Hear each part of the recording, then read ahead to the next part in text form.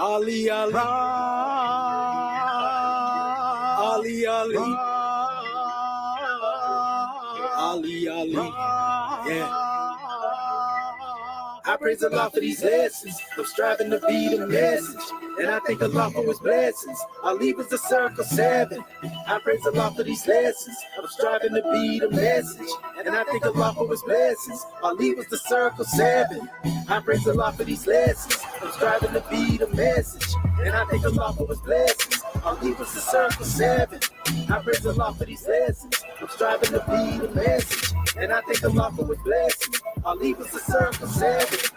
I praise Allah for these lessons. I'm striving to be the message, and I thank Allah for His blessings. Ali was the circle 7. I praise Allah for these lessons. I'm striving to be the message, and I thank Allah for His blessings. Ali was the circle 7.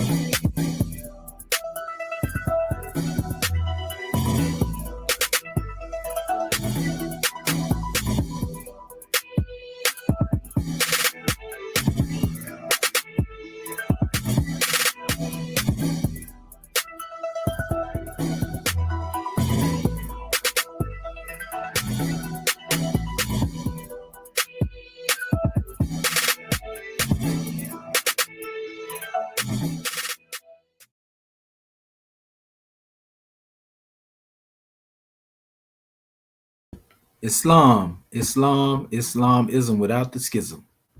Want to rise upon the 7 within the circle of justice, mercy, love, and right, and give all praises to the great God, Allah, Father God, Allah, and honors to His holy prophet, honors to our holy prophet, Noble Drew Ali, El Hajj Sharif Abdul Ali, that is. We give honors to our Moorish kin once again, here, there, and everywhere, and therefore honors to all of you who are continuously honoring yourselves by being yourselves. But let us call forth our beloved brother, Dr. Marvin Nathaniel Edwards Bay of the Texas Territory, that he may come forth and open up the way. Islamism. Islam family gratitude. Dr. Marvin Edwards Bay out of the Texas Territory, rising, giving all praise to the great God Allah, giving highest honors to our Prophet Noble Drew Ali, Al-Hajj Sharif Abdul Ali. Give honors to our theocratic government, our Moorish American government. Give honors to everything that is Moorish. Our flag, our seal, our emblem, our divine constitution, Holy Quran, Book of Ali, 101, 102, the exhuming of a nation. All of our divine revelations, I give honor. Now begin opening our meeting according to law with our Cometian prayer, Cometian Moorish American prayer. And I'll begin. Ya Allah emnu heru mekunetru. Ya Allah ebheteru. Ya Allah ma'ad heru. Ya Allah huteperu. Ya Allah heru. Ya Allah ma'ad herkuti. Ya Allah awatek tejuti. Ya Allah patem sutek patem heru. Ya Allah bamaduti. El hejisre up to Ali. Amen. Hallelujah. Hallelujah. Hallelujah. In transliteration, O Allah, the Father of the universe, O Allah, the Father of love, O Allah, the Spirit of truth, O Allah, the Spirit of peace, O Allah, the Spirit of freedom, O Allah, the Spirit of justice, O Allah, you are my protector, O Allah, you are my guide, O Allah, you are my salvation by night and by day, O Allah, through your holy prophet, O Allah, Drew Ali. Amen. Holy Yasa, Holy Yasa, Holy Yasa. And now I'll read our divine constitution of Moorish America. Salvation, our God, unity. The divine constitution of Moorish America. Act 1. The Grand Sheikh and the Chairman of Moorish America are empowered to make law, and enforce laws with the assistance of the prophet and the grand body of Moorish America. The assistant grand sheik is to assist the grand sheik in all affairs if he lives according to love, truth, peace, freedom, and justice, and it is known before the citizens of Moorish America. The bylaws, Act 2. All meetings are to be opened and closed promptly according to the Circle 7 and love, truth, peace, freedom, and justice. Friday is our holy day of rest, because on a Friday the first man departed out of flesh and ascended, and on a Friday the first man departed out of flesh and ascended unto his Father God Allah. For that cause, Friday is the holy day for Muslims all over the world. Act 3. Love, truth, peace, freedom, and justice must be proclaimed and practiced by all citizens of Moorish America. No citizen is to put in danger or accuse falsely his brother or sister, or on any occasion at all that may harm his brother or sister, because Allah is love. Act 4. All citizens must preserve these holy and divine laws, and all citizens must obey the laws of the government, because by being a Moorish American, you are a part and parcel of the government and must live the life accordingly. Act 5. No organization of Moorish America is to cause any confusion or to overthrow the laws and constitution of the said government, but to obey hereby. Act 6. With us, all citizens must proclaim their nationality, and we are teaching our people their nationality and their divine creed, that they may know that they are a part and a parcel of this said government, and know that they are not Negroes, colored folks, black people, or Ethiopians, because these names were given to slaves by slaveholders in 1779 and lasted until 1865, during the time of slavery. But this is a new era of time now, and all men now must proclaim their free national name to be recognized by the government in which they live and the nations of the earth. This is the reason why Allah, the great God of the universe, ordained noble Drew Ali, the prophet, to redeem his people from their sinful ways. The Moorish Americans are the descendants of the ancient Moabites who inhabited the northwestern and southwestern shores of Africa. Act 7. All citizens must promptly attend their meetings and become a part and a partial of all uplifting acts of Moorish America. Moorish Americans must pay their dues and keep in line with all necessities of Moorish America, and then you are entitled to the name of faithful. Husband, you must support your wife and children. Wife, you must obey your husband and take care of your children and look after the duties of your household. Sons and daughters must obey father and mother and be industrious and become a part of the uplifting of fallen humanity. All Moorish Americans must keep their hearts and minds pure with love and their bodies clean with water. This divine covenant is from your holy prophet, Noble Drew Ali, through the guidance of his Father God Allah. Prophet Noble Drew Ali, peace and blessings be upon him, founding father and framer of the divine constitution and bylaws of Moorish America. And now this meeting has been opened according to Act 2, love, truth, peace, freedom, and justice. Now I will hand this meeting over to our Divine Minister, Dr. Dendra Anil Kurtabay, our National Assistant Grand Secretary of Moorish America. Islam, dear goddess? Islam, Islam, I am here. Islam, Islam, family. I am Divine Minister, National Assistant Grand Secretary of State, Dr. Dendra Anil Kurtabay. First, let me rise and give praises to our great God Allah. I give honors to our holy prophet, Noble Drew Ali. I give honors to Act 1. I give honors to all my government officials, and I give honors to our National Assistant Grand Sheik for this wonderful class this morning. And I give honors to our Council General of Texas, Dr. Marvin Edwards Bay, for opening us up according to law. And I will be reading chapter 67, coming from our Holy Quran, the divine origin of the Asiatic nations. Every prophet leaves a holy book of guidance for his nationals. Drew Ali's one of four. The fallen sons and daughters of the Asiatic nation of North America need to learn to love instead of hate and to know of their higher self and lower self. This is the uniting of the Holy Quran of Mecca for teaching and instructing all Moorish Americans, etc.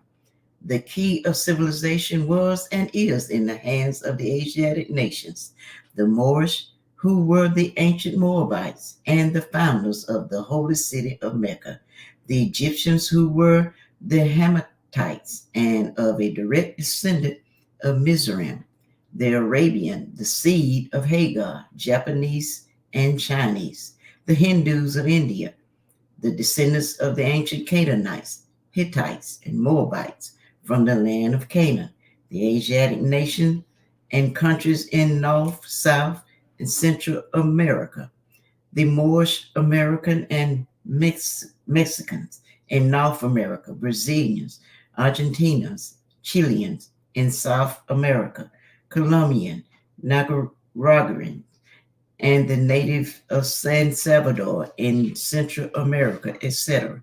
All of these are Muslims. The Turks are the true descendants of Hagar, who are the chief protectors of the Islamic creed of Mecca, beginning from Muhammad I, the founder of the uniting of Islam by the command of the great universal God, Allah. Islam, Islam, Islam. We will now turn everything back over to our National Assistant Grand Sheikh, Dr. Sabdua Minty Air, Maheja Sepsuel. Islam, are you there, God man? Islamism, as close as a love thought. Praise be to the great God Allah. Islam. Islam. Well, having already risen, we continue to rise in ascension and give all praises to the great God Allah, Father God Allah, and honors to his holy prophet, honors to our holy prophet, Noble Drew Ali, El-Hajj Sharif Abdul Ali, that is. We give honors to our Moorish kin once again, here, there, and everywhere, and therefore honors to all of you who are continuously honoring yourselves by being yourselves. We give honors to our Grand National Seal. We give honors to our Grand National Emblem, National Flag, Divine Constitution and bylaws, and honors to all of you who are indeed a living manifestation and personification of everything that our Holy Prophet brought to make us a nation. We want to welcome you to another E.A.R.S Egyptian ADEPTUS Research Sultanate session. And I'm your host instructor, Dr. Shahid Imani Mohadi Shabazz El. And my ancient Comedian high name being the same as Dr. Shedwa Minty El Muhajjid Shepsuel. And we have a grand drawing. We have moved now into the cycle of Hieratic Egyptian. What we know in its proper term as Medu in Kemet. And we are actually dealing with the language of the ancient Egyptians. Notice we say the language of the ancient Egyptians. And this is very key. This is not the language, of modern Egyptian Arabs. This is not the language, of pseudo hieroglyphs that were created by Champollion in the game. This is Medu in Kemet, the language of the ancient Egyptians. Ancient says enough. If we understand what ancient is, because some people think that they free ancient and accept it, when it comes to other levels, but they ain't been nowhere beyond 300 to 400 years of slavery. 1776. Now, how are you ancient? So you must be trying to draw from a source that you ain't telling us about. But anyway, we have some grand drawings, family, that we're going to bring on the manifest. But as we do always, we lay the foundation through our book of fire. So we're going to call forth our scribes to volunteer and read. And also be sure to share, like, and subscribe if you already haven't, and get this video out there to the people. I actually got to go in here and I see it ain't let me load up but one video. Now they done changed some settings on this. It usually let you get 3 of them. But I'm going to have to update the payment method on here. I see that's what's going on. So we'll do that very sooner than later. But the main measure is we got a grand drawing to bring on the manifest. So we're gonna start, since we coming out of chapter Divine Origin of the Asiatic Nations. It's only right that we start in our book of fire on page 321, an ancient Kemetic / Moorish history, because this would lay a basis as far as to where we going in relation to dealing with the language. So if we would have a scribe to come forth. Islam, Grand National Secretary of the State, Sister Shepsu Rakat Mahat and Putuk Kamen Bay. We'll have you start on page 321 and take us over to, let's see here. I want to make sure I equally distribute this. Okay. Yeah, we'll take you over there to, make sure that's the right one now. Okay. Yeah, we'll have you go over to above, be conscious of biblical beginnings. And that's at the Adam and Eve. You can stop right there. Islam. All right.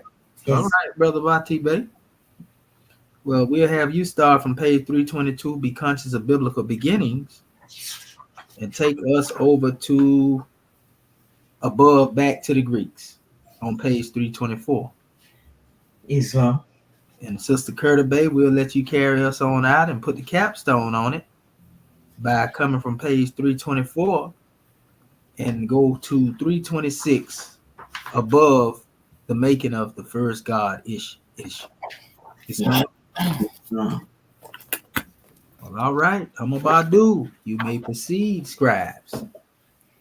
Islam. Much gratitude and honor. Gratitude.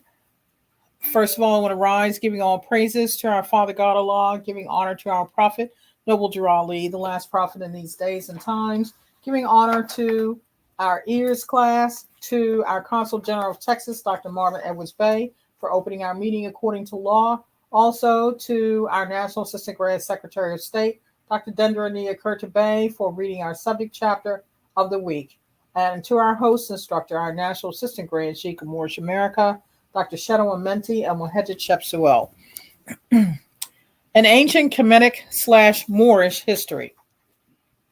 The illustrious Prophet Noble Drew Ali was the first Moorish American patriot to teach the lost found descendants of Africans the truth about Adam and Eve. He said, they are the mothers and fathers of the human family, Asiatics and Muslims. Although the entire human family began in Africa, the majority of their true history has been secretly kept from their children in the Americas. A whitewashed European version of Adam and Eve has been force-fed through Christianity to these African children during the subjugation of the mother continent. Until the advent of the Holy Prophet, the Western world saw the first human family on earth through spectacles that had been prescribed with falsehoods, myths, and hypocrisy. Through these European designer glasses, the modern world saw only a pale-skinned Adam and Eve whom lived in a mystical Garden of Eden. This Eden had an exclusive, quote-unquote, for white folks only sign at the entrance. Also, in the Black psyche, this Eden was propagated to be in the well-off white folks settlement, and with the exception of being infested with a talking snake, was believed to be the only heaven a good Negro could possibly, perhaps, maybe, pray to reach in the sweet by and by after they died. To this day, most religious circles accept this dark age story as the word of God. Since slaves are bred to have short memories, most ex-slaves habitually still serve the God of their former slave masters. This God could not be perceived nor defined beyond the realms of the very church that ordained the denationalization and enslavement of African worshippers. When Drew Ali first brought the true history of Africans to the Moorish, they became awed at its infinite, universal, and deific depth. To this day, of all the millions of Negro churches in the United States with countless Bible thumpers, there is not one so-called, quote-unquote, African Christian with full relationship knowledge to the true origin of Adam and Eve. The story of Adam and Eve is actually the original verbal historical account of the first civilized people of Africa. It is the truth of their divine origin, fall, and attainment to perfection being told by wise men to all initiates. The glory of this first man and woman represents the complete cycle of the great God in man. This circle of life was called Emmanuel by the ancient Israelites. The holy story of Adam and Eve is the divine essence of a charted course that all men must ultimately follow.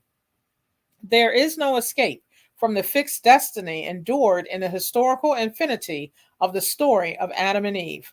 Without the pure knowledge of one's derivation, any person armed only with human knowledge will face the instability of their karmic present while awaiting an obscured future. Without the true knowledge of Adam and Eve, carnal man will believe he lives in the make-believe life that is trapped between a birth and death. In this chapter, the required do-or-die light of Adam and Eve will be revealed.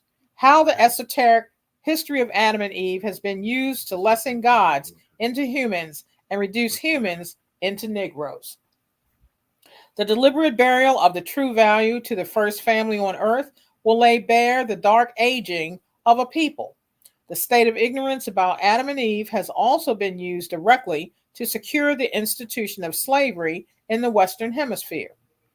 This state severed the paternal roots of nearly 500 million African nationals, detaching them from the human family with the marks of Negro, blacks, and colored people, parentheses NBC. Every nation that claims attachment to the human family has had their Adam and their Eve. The Bible is full of Adams and Eves. However, most of them are shrouded under the terms begot or begotten. In fact, the Adam and Eve genealogy of Yehoshua the Christ through his father Joseph and mother Mary in the books of Matthew, chapter 1, verses 1 through 16, and Luke, chapter 3, verses 23 through 38, are sound examples of how serious African nationals truly are about their divine origin. Adam is the founding father of the human family of nations and its first patriot. Other more renowned Adams are the great Ham and his lineage of Cush, Mizraim, Put, and Canaan. Also, there is undeniable father divine of many nations, Abraham, with his sons Ishmael and Isaac. All of these are Adams of great nations, civilizations, and religions. The latter sons actually subdivided the first religious creed, the ancient Kemethian mystery system, into Judaism and Islam. See chapter 18. Most Americans can now relate to George Washington, Thomas Jefferson, and Quincy Adams, etc., as being the founding fathers of the United States of America. By divine design, they are the indisputable Adams of the USA. However, today's problem with the same Americans is they have very little understanding when it comes to their ex-slaves being a clean and pure nation with their own Adam. Hence, the purpose for our subtitle, The Exhuming of a Nation, 2, the biography of Noble Drew Ali, indeed, also by divine design as revealed in this biography, the Prophet Noble Drew Ali is the return of Adam. By this design, he is the first patriot and indisputable founding father of the lost-found tribe of Ali, the new Moorish American nation. It does not take the research ability of a master historian to realize the existence, absence, and exhuming of this cornerstone of the human family, and that only Noble Drew Ali, having been born among them, proclaimed this nation as his by their one divine name and number. Drew Ali states, all Adam and Eves are the mothers and fathers, yet they are one. Hence, the honoring of one's father and mother became one of man's first obligations and source of strength. The so-called Negro race and other NBC people are the only people on earth today without mother or father from which to honor. Matthew 15, 1 through 14. High parental honor has been a covenant among African nations since their fall into humanity. It is more holistic in cultures than any modern-day religious concepts and breathes on every civilized family's origin, genealogy, and heritage. Durali also taught the Moorish Americans that they are olive-skinned Asiatics, angels, and have the same parentheses Adam and Eve, father and mother, as those who guard the holy city. See Genesis 3:24 and question number 57 through 63. He educated the Moors to the fact they are the direct children of Adam and Eve. This may seem somewhat acceptable as common knowledge by those in this age of cyberspace and optic centers. However, in 1913, most American Negroes actually had been trained to believe their present idea of Jesus, or Yehoshua, God and his mother Mary, were all pale-skinned and the opposite of themselves. To say the least, to them, God's first man and woman of the Bible had to be ever so white.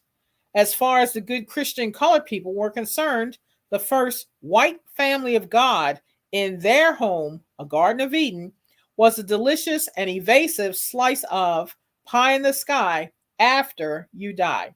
Surely, this garden was where all white folks and a few good Negroes went to if they were blessed. Prior to the advent of this angel of Allah, question number 41, the Moorish of North America were miseducated into a dark age of Christianized, Darwinized, and denationalized pseudo-life. As unconscious Negroes, blacks, and colored people, NBC, they were deceived into believing Adam and Eve were two Europeans in a God's mystical paradise. It is only natural for a few NBC and some self-proclaimed white folks to defend 2,000 years of deception with a modern Christian statement. It doesn't matter what the color of Adam and Eve. We are all children of God. Even a crash dummy would reply with, since the skin color of God, Adam and Eve, was not important, then why was it biblically taken away and replaced with pale skin? This bitter bit of history of a people's mental status should be well remembered as we now ultimately endeavor into Adam and Eve, as originally told by the ancient ones. But first, let's uncover some more of this 2,000-year-old hoax. Adam and Eve has been mostly told by thieves. No oppressor, slave master, or otherwise ruling government has ever written the accurate history of his or her captives. The Babylonians, Comethnians, Romans, Islamic rulers, and Euro-Christian governments, etc., all have slanted the history of their victims to reflect themselves as superior saviors of the wretched of the earth.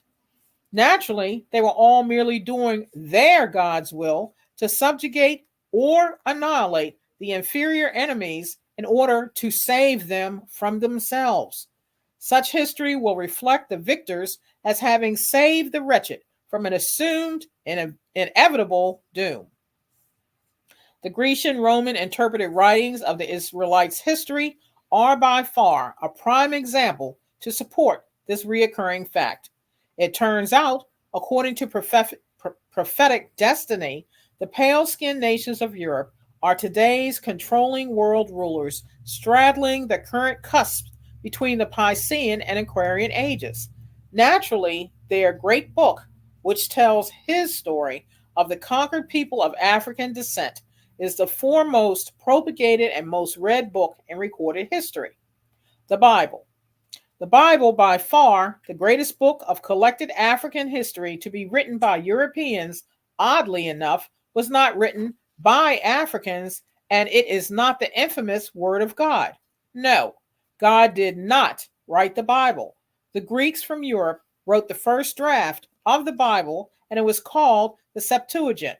See Religious Finale. Noble Drew Ali said, you can't control how another man writes your Moorish history, but when you get the pen in your hand, write your own, tell the truth, and sign your name to it. The ancient Comethnians, having enslaved the tribes of Israel, misnomered them collectively as Hebrews. This was a very degrading label and not the free national names of the peoples. This renaming or labeling one's chattel is not a new phenomenon. Historically, slave masters have never addressed their slaves by their free names. Slaves, as with all other properties, are given slave names. This is because they are a conquered people and classified by their rulers as inferior and less than a first-class citizen or lower. This is standard procedure based upon the strength that no slave can ever be greater than his or her master. In these modern days, history has repeated itself with the renaming of the West African Moors into Negroes, blacks, and colored people in BC. And, like the so-called Hebrews, after generations of being called names other than your own, the branded slave labels became accepted as normal. Once any living thing began responding to the summons or callings outside the purity of its own natural freedom, it has been domesticated. Indeed, within the slave world of Hebrews and blacks, some would rather die trying to be what they are not than to live being themselves. See 13th and 14th Amendment. Still, as soon as Moses freed his tribesmen from the Pharaoh's oppression and they got on their feet, these freshly freed nations slandered their former slave masters as Egyptians. The derogatory label Egyptian replaced the true name Kemethian gods of the Nile in all the Hebrew communications and publications. And so it remained until this day.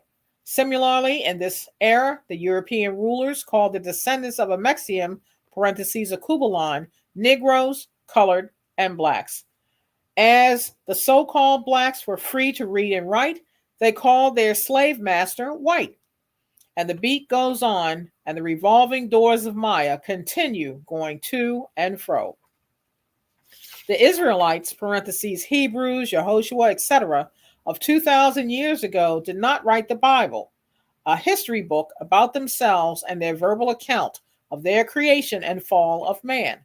In fact, the Torah was over 1,000 years old when the Greeks wrote the Bible. The Torah contains Israel's story in their divine accuracy. So there was really no need for another book of their accounts. Ergo, since the Israelites, through which Yehoshua was born, had no use for a book written by their oppressors about them, then who did? Obviously, the authors, whether they milked a council or 70 rabbis to get it or not, it was still written for the benefit of the Greeks, Romans, and subsequent nations of Europe. See chapter 18. And at this time, we want to turn the meeting into the hands of our Consul General of Iowa, Dr. Ptah Ra-Anpu Bati Bey. Islam? Islam.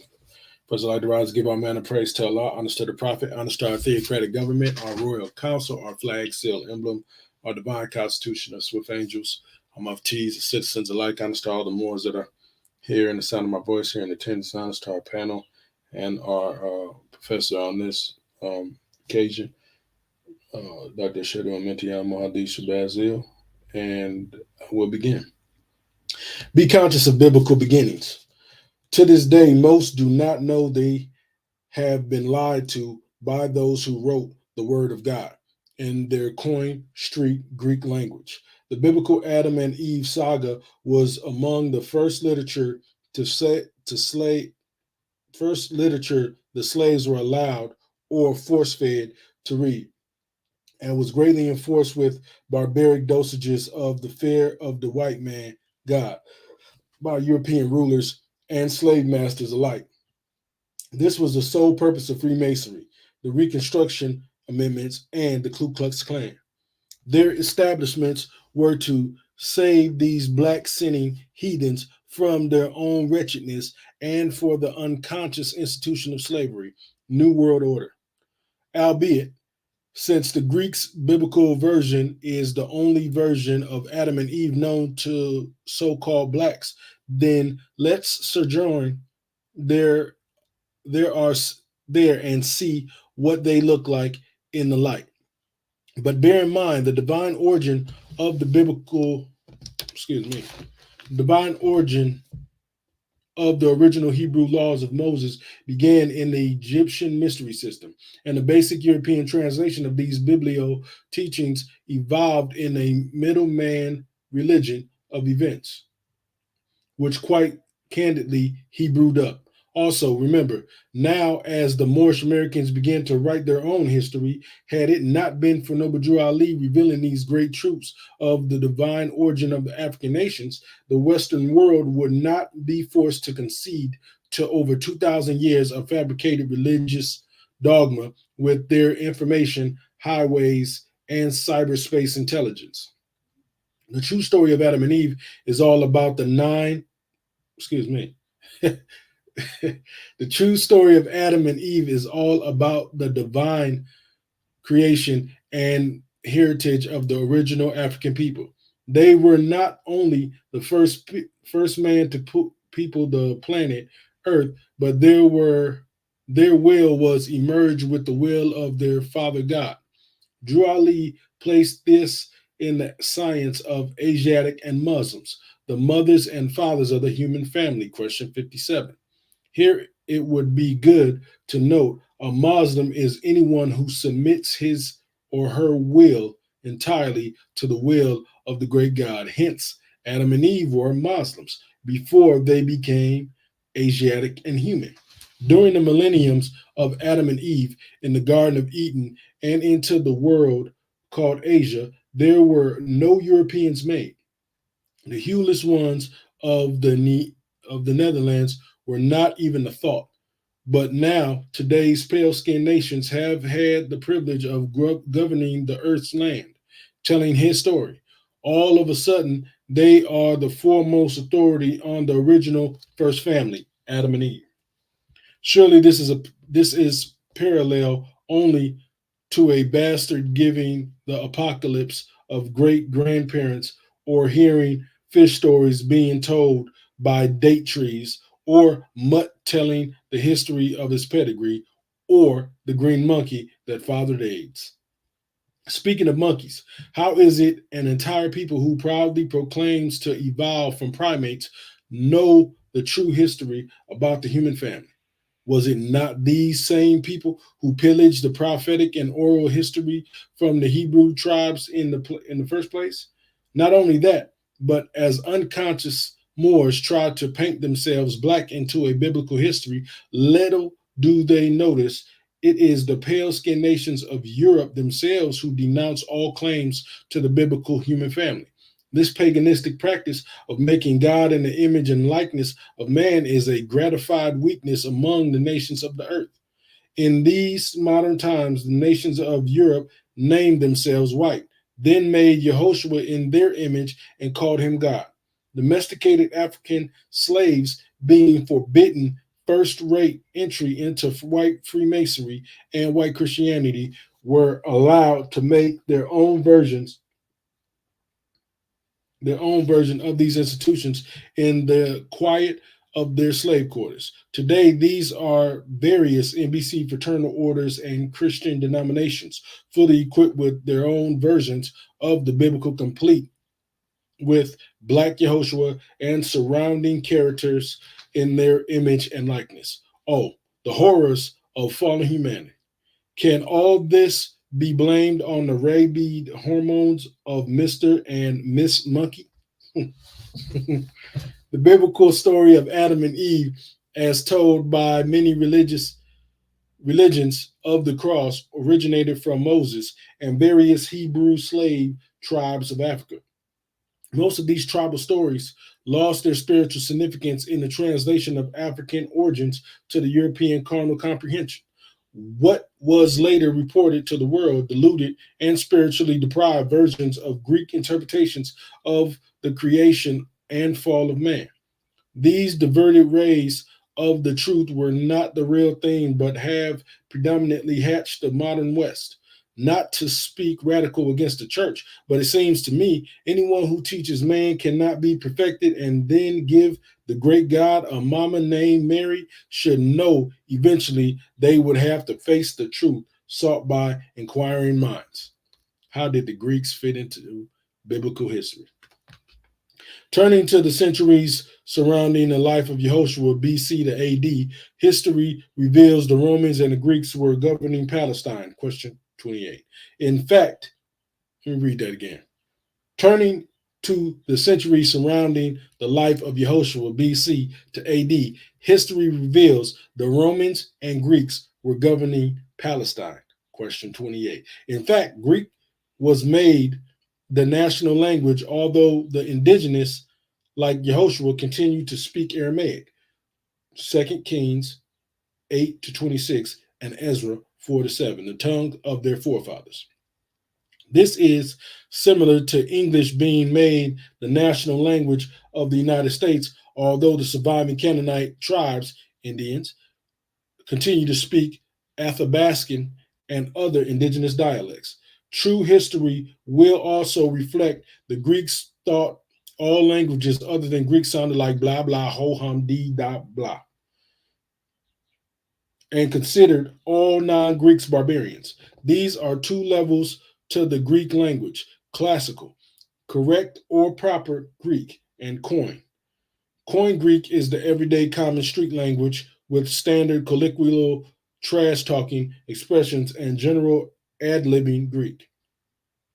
After the beginning, Koine became the word of God. You guessed it, the Septuagint, first translation of the Bible, was translated entirely into Koine Greek. Naturally, since the Greeks and Romans give themselves the title of God, question 92, and wrote their Bibles in Greek and Latin, it is not strange for today's Black Christians, etc., to defend, their master's book as the Word of God. To most of them, the only God they have ever known is the same masters who wrote the Bible and then used the same book to justify the myopia of African enslavement. Actually, the origin of the word of God began as the words of the ancient pharaohs and simply means voice of the ruler of the land. Question 93. People, namely so-called Negroes, who refer to the Bible as being the word of God, are in fact giving praises to the words of the Greeks. And though various paganistic forms, they are pleasing to themselves, make Europeans, white men, their God. This does not mean there are no truths in the Bible, quite contrary. What this means is the Bible is not and was not ever the word of God, but the word of the Greeks. It does not matter how much the NBC pastor hopped, sweat, spit in the name of Jesus, the letter J, pale skinned God, and all came from the Greeks and was traumatized into the slaves by their European brothers. It must be remembered, in the minds of the Greeks, they were the only gods. As a people, they could not fathom a divine origin and subsequently could not perceive a God greater than themselves, unless it was an African God-man, whom they call Yehoshua to this very day. No European nation ever knew or worshiped the great God. As Drew Ali wrote, man's highest ideal is his God. The Greeks, at their greatest, were not powerful enough to completely hide the holy light of Africa that was centralized in ancient Kemet, Egypt. Nevertheless, once the truth has been confounded, it is no longer pure and can do more harm than healing.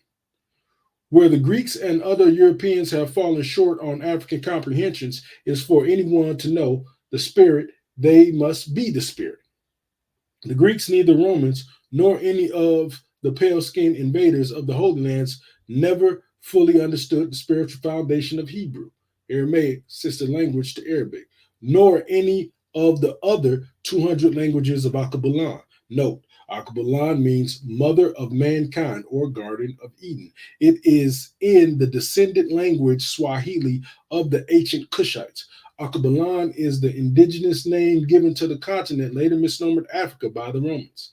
Her first true and divine name is Amexem, which means land of the gods or land of the holy people. The reason for this lack of transliteration is not because Africans were primitive monkey-built pagans as portrayed by virtually every European Bible pusher since Constantine 208 to 337 AD, it is simply because they could not understand the boundless spirit realm. They could not measure what they could not see with the carnal eyes. The world of hallowed covenants, holistic cultures, and the line uniting divinity and matter is incomprehensible to those unable to see inward. See the third eye. This was the foremost lesson of the Adamites to learn. Whenever European rulers fail to understand the infinite and the timeless, they will either try to destroy or distort the subsequent manifest. These thoughts draw strength from the bowels of envy, lust, and hatred.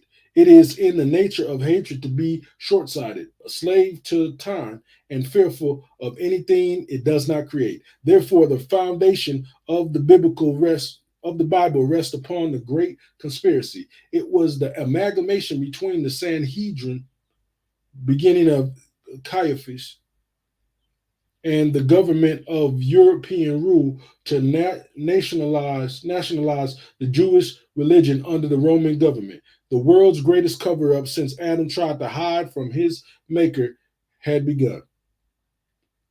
Roman subjugation of Israel's religion is rooted in the feigned crucified death and resurrection of Rabboni Yehoshua.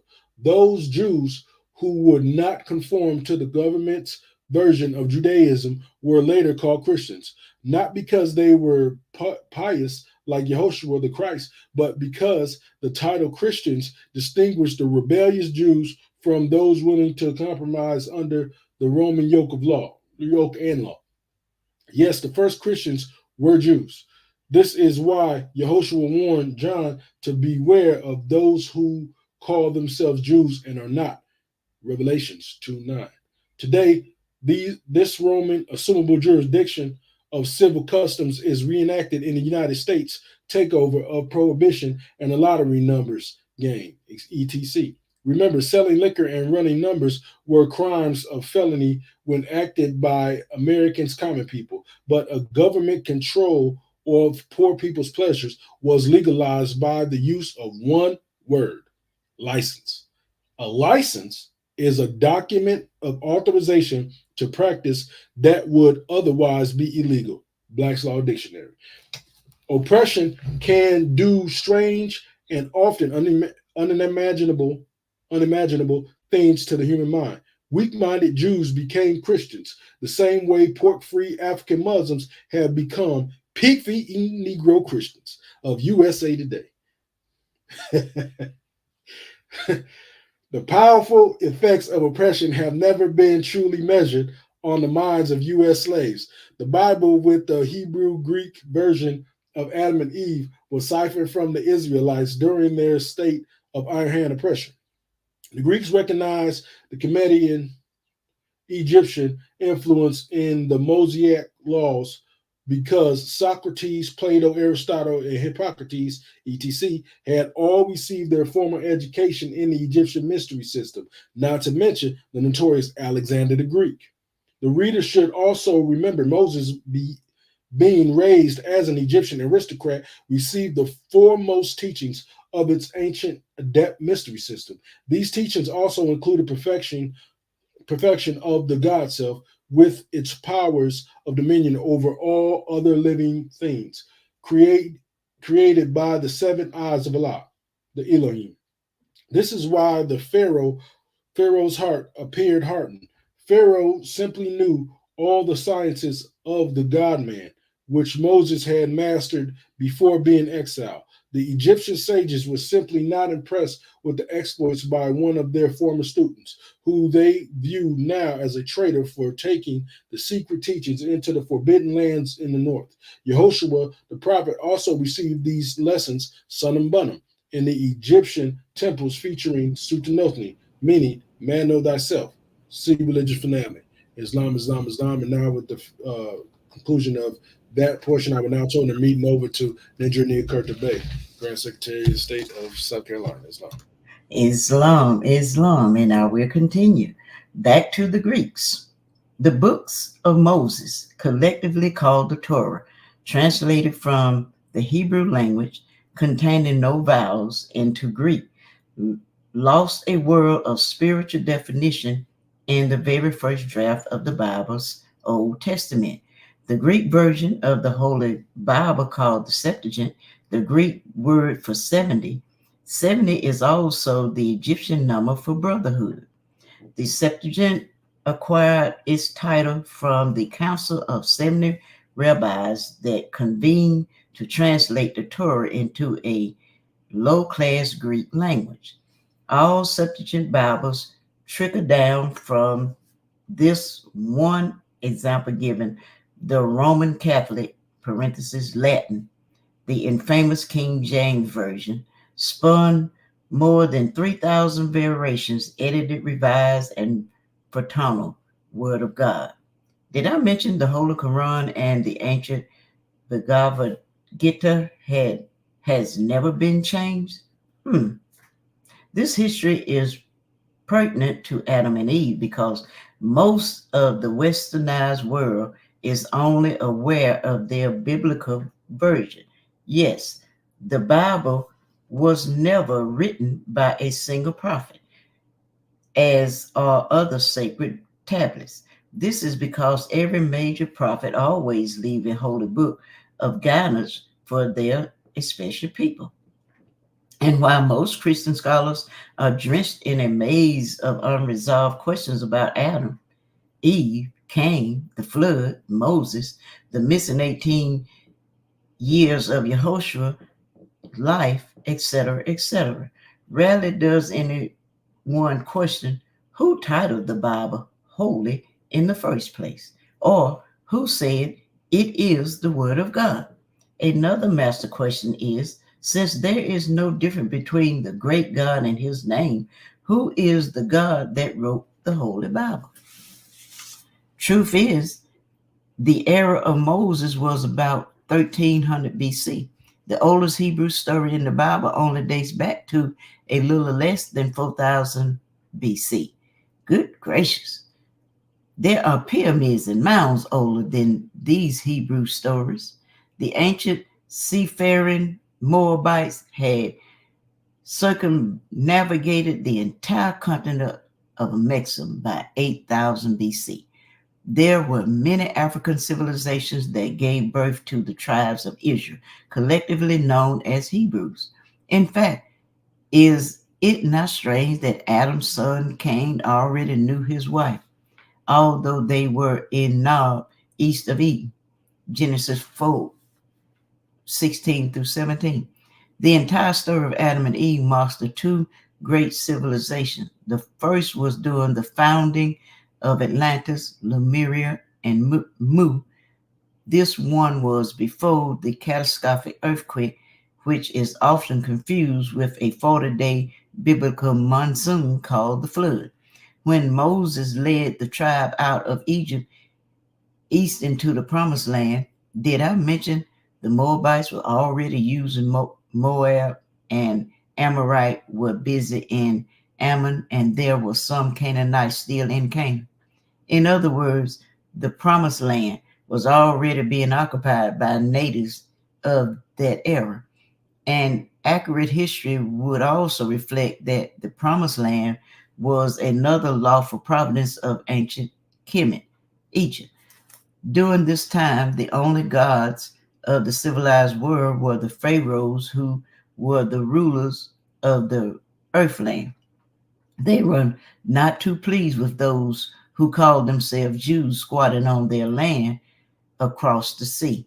It seems the descendants of those self-proclaimed Jews of that era would be repeating the same Exodus 3,300 years later in the 1948 Western back proclamation of Islamic occupied land. Case in point, the biblical Hebrew stories are not the true origin of the human family. These stories are mostly abstract versions of the divine creation, fall, and perfection of man. These stories of the word were learned by an enslaved people, Hebrews, while under Comedian rule and mystery system. The world's first religious creed, Islamism, by slaves never being greater than their master. They rarely understood the origin or nature of their master's creed.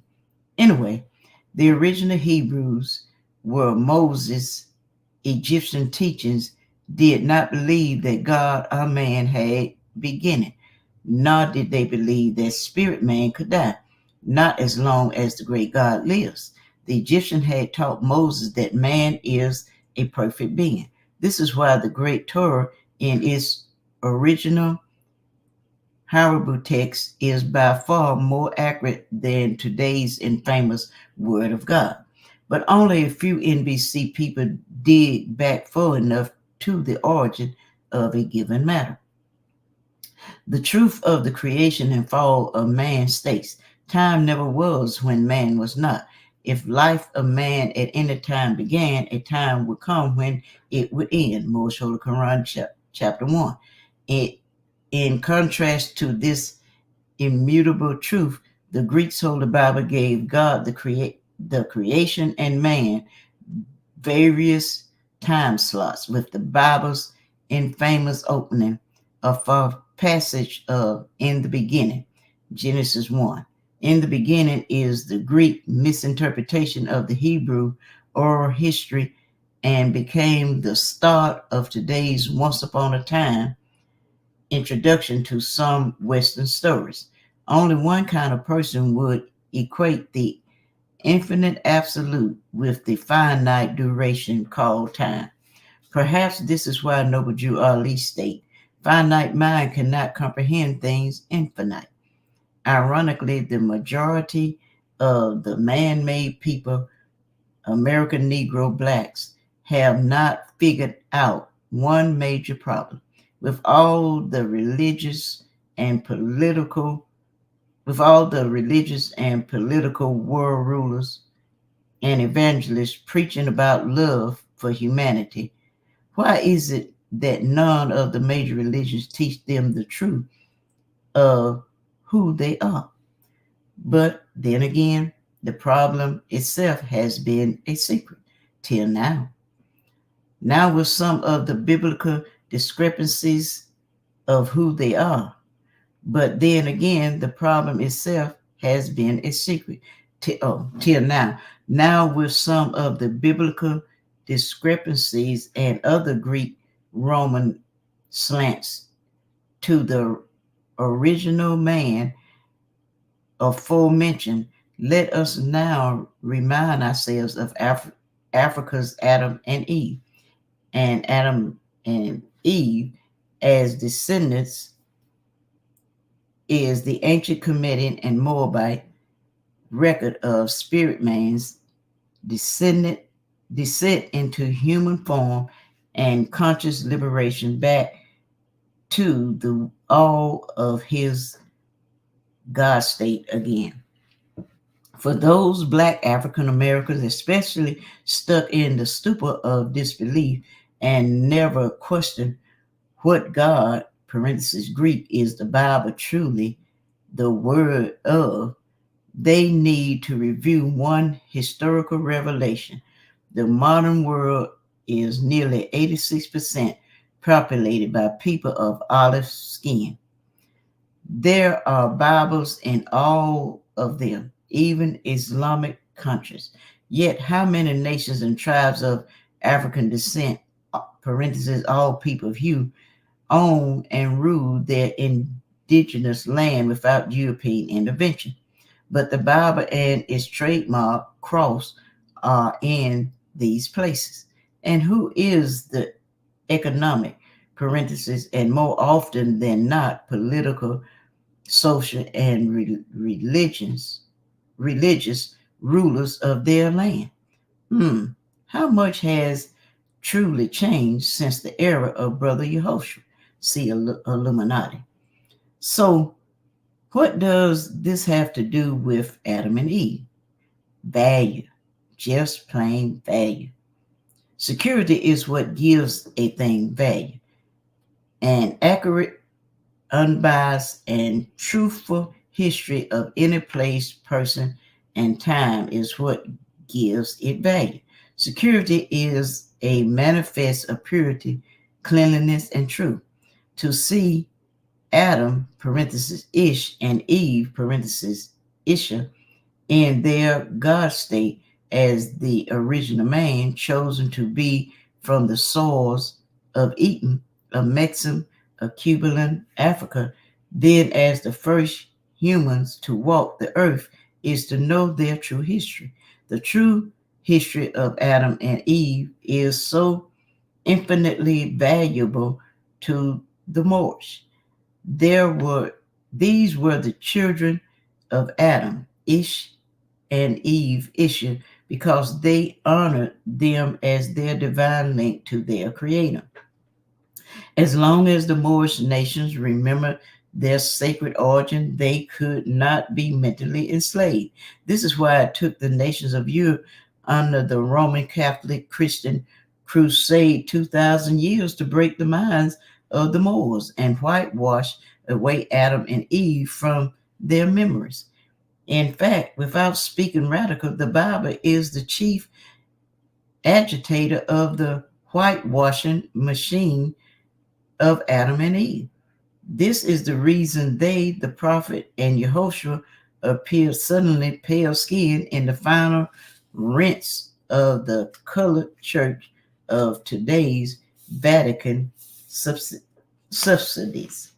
The value of a divine history. Hardly any so-called Negroes, colored folk, and black people read Isha and Isha into when they were gods in the garden. Today they cannot fathom their ancient forefathers as being these gods that walk the earth. Even fewer know they were sun-kissed, with melanin embodied with flesh from the holy, rich grounds of Africa. Let's have siphoned the reason why the Holy Lands are in Africa is because it gave birth to the holy people. Tragically, even smaller amounts accept the value of knowing Adam and Eve are the mothers and fathers of the human family, Asiatic and Muslim. See appendix question number 57. But then again, some have been miseducated by a primate evolution. Truth is, because they are not a free nation of people, today NBC is by far more trained than educated. This formula is verified by the fact only property can be trained while education belongs to the citizens of free national governments. Hence, Negro and blacks being property names that identify those persons detached from the human family are not having father or mother can only be trained at best. Since the NBC does not have a divine history, they can be trained like domesticated beasts to be professors, judges, generals, and congressmen, etc.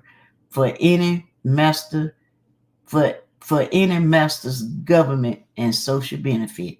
In the end, no property can accrue national prestige, wealth, independence, or prosperity.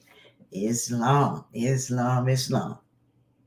Now we're now turning everything back over to our National Assistant Grand Sheik, Dr. Sadua Minty El Maheji Sepsuel.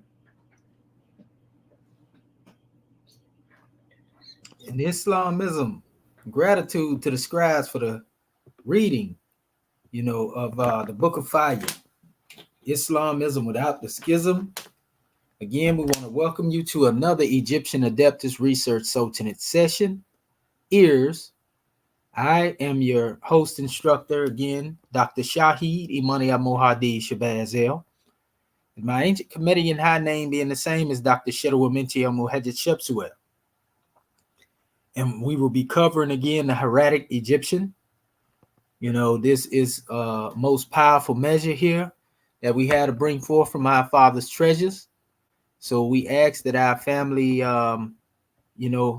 embark upon this grand journey with us. We have a lot of ground to cover, but we ain't gonna try to give everything all in one session, so to speak, because some of our people, this is new information to. And also be sure to like, share, and subscribe if you already haven't. And for those who have already liked, shared, and subscribed, make sure you share this video as much as possible. Try to flood the algorithms with it so that we can reach our people, and they too can be exposed to this information. We have come out of dealing with the metal netter, also going into the history of showing you the pseudo hieroglyphs. We should have knowledge of this now. There shouldn't be any question when we speak of this. We know the way that our ancestors dealt with, pictorials. They dealt with them metaphysically. They dealt with them scientifically. They dealt with them mathematically, as formulas. This is the way of the ancestors. I don't care what the mainstream media teach about Champollion. We know that's a lie, and we know that ain't got nothing to do with our ancestors. I don't care who you respect among these people in social media that agree with that. They are sadly mistaken, and we stand on that because we got the evidence to prove it and have proved it over and over again. We are now concerned with those who really want to learn, who have come into the realm of this paradigm shift, and so that we may grow together. The methodology that's being created and has been created by us. And we didn't use nothing less than the information that's already been out here, for years. It's just some people hadn't went deep into that information and they didn't vet it. They were just busy going off of what somebody else said, as opposed to going into doing their own research. And this is how most of us fall by climbing. Anything it is that we put out here, we seen that our scribes independently were able to go and do their own research and bring us grand drawings, grand measures from the treasures of the ancestors, our ancient mothers and fathers. You see, so all of this is coming from us and not just merely going to look at what somebody said because we think it sounds good. And being that a lot of the people who are out here trying to suppress certain things we have given you, even from the information we was getting ready to shut everybody down with, we allowed you to peek into it. And we're going to touch on some of that periodically anyway as we go through these things since we got it here. And that way people can have a clear conception. Ain't nothing wrong with using the hammer of repetition. We have our own methodology, but when it comes to dealing with this hieratic, Egyptian hieratic, or what is really properly termed as Medu Ray and Kemet. Medu Ray and Kemet. When it deal with that family, this is our particular approach to this because nobody has begin to demonstrate on this level. We have people who have started and done many other measures, and what we were able to do, is bring together the information that we have been able to pick up from here and there. You already got our source materials, so there's no need. And where the source is at, we got it all through the archives of this, and we'll be touching on it here and there. We just know there's not a need to waste time trying to prove to somebody that we got sources, because we done did it too many times. We are interested in moving them forward, and we would not allow anybody to impede that process with frivolous, requests. So what we're going to do, I'm going to do this right here. I'm going to go right here into the same information that I was getting ready to have this so-called debate with, which was really a discussion. If y'all ever pay attention, notice when they set up a so-called debate or discussion with me, it never becomes a reality. It's all hype, so to speak. So I might as well go ahead and give y'all the information, which I already gave you some of it. I've been piecemealing, putting it in there here and there. But we'll use some of this information because it's relative to what we're getting ready to talk about right now. And I just want to pull everything up as far as dealing with my tools so that when we go into these special measures, all is well. So let me see here. Okay, yeah, I want to pull that one up. Let's see. And I want to pull up.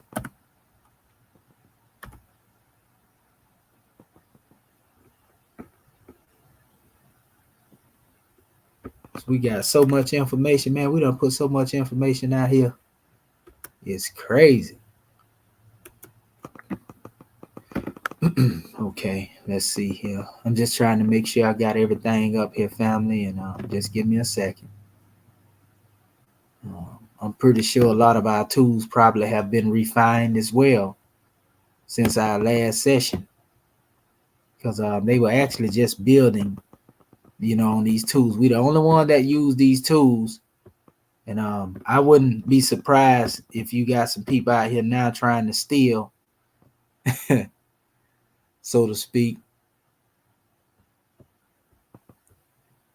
It wouldn't surprise me. It would not surprise me, because we actually have some people out here trying to teach out of the African Fact Book. Some of the same one that were going against us. So what they are doing now, see, the key is to try to silence what it is that I have to bring forth. Because the information that is being brought forth, it shifts the paradigm, and it brings into question what people have been teaching. While all the while they are more upset that this information is being brought forth and they didn't discover it. So now the goal is to try to suppress the information that I have, and then go to our YouTube page and steal and take as much as they can, and then present it to the masses as if they are the ones who had brought the information forth. This is what's going on right now, family. Even though I just been low key and sitting back, I see what's being done. But that's cool, because we're not stressing over that in special measure. We just know that ones are showing how disingenuous they are. But that's all good and well. So, yep, I got all my little tools up here that we're going to be using today. I just want to put everything in order, and then we're going to go on into this special measure. Okay, let's see. Sit this one here, and we'll keep that one there. And like I say, I'm pretty sure that they have did a lot of refining too.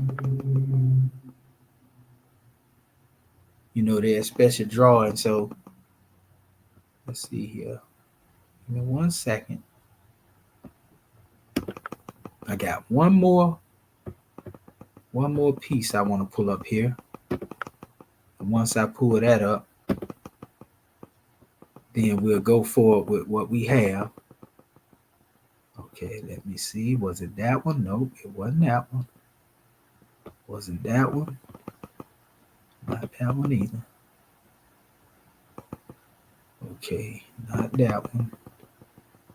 Take my time here. Not that one. Not that one. Okay, not that one. Okay, we'll do it this way right here.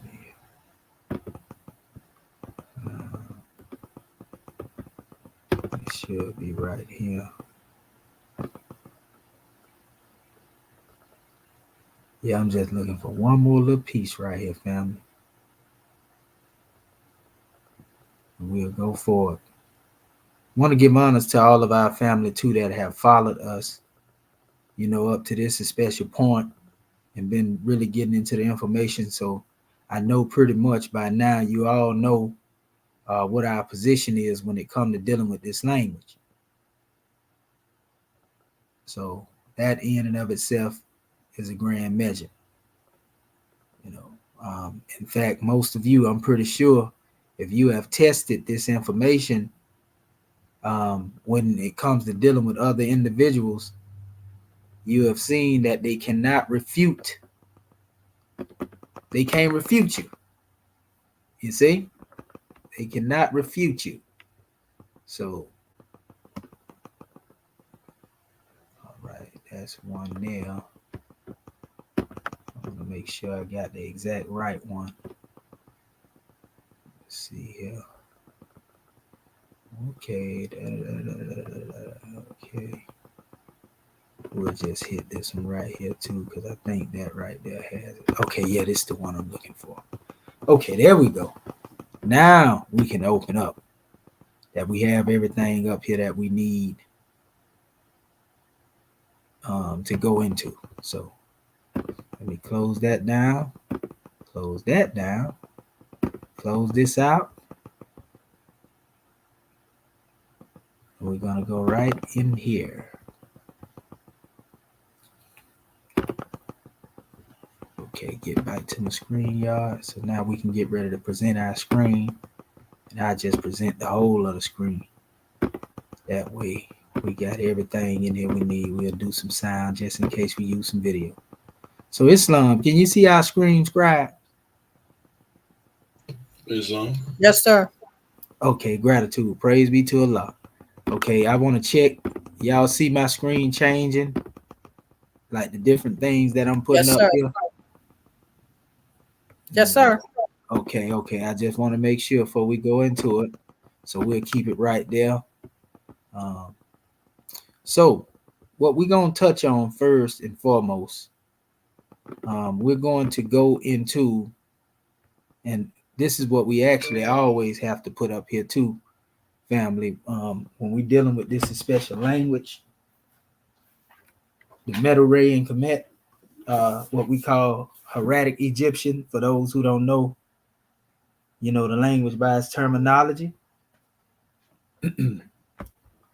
Want to go into a particular drawing here. Let me see if it lets this be shown. Can y'all see this PDF right here, family? Yes, sir. Okay, there we go. Okay, gratitude. So, periodically we revisit certain information, and in this particular presentation here that I was getting ready to have a discussion in, I touch on a lot of this information here because this is what we have built up our dialogue based upon. These are the points of contention that we have. Yes, Shown. Okay, Islam. I think I heard somebody. Okay, it says the definition of the word hieroglyphs. We went into that right there. Our brother Walter Williams, want to give honors to him because this is one of the things that he did, with the brother on Sarnetta, to try to show him, that hieroglyphics actually means something that is illegible, undecipherable writing. And we found out in our own research that hieroglyphs can be any particular type of writing. It don't even have to be Egyptian. That's undecipherable. So when you say hieroglyphic, that's really, a bad statement to make, but they will tell you it means holy impressions. And we say holy impressions. Impression means to impress something into something. That's not writing. You see, and that's more accurate. Holy impressions, are holy engravings, holy carvings. These are the words that they derive from the Greek. In the English, people hear hieroglyphics, they think of Egyptian symbols, and that's not the case. Hieroglyphs can be emojis, whether one knows it or not, so to speak. But it says something resembling a hieroglyphic being indecipherable.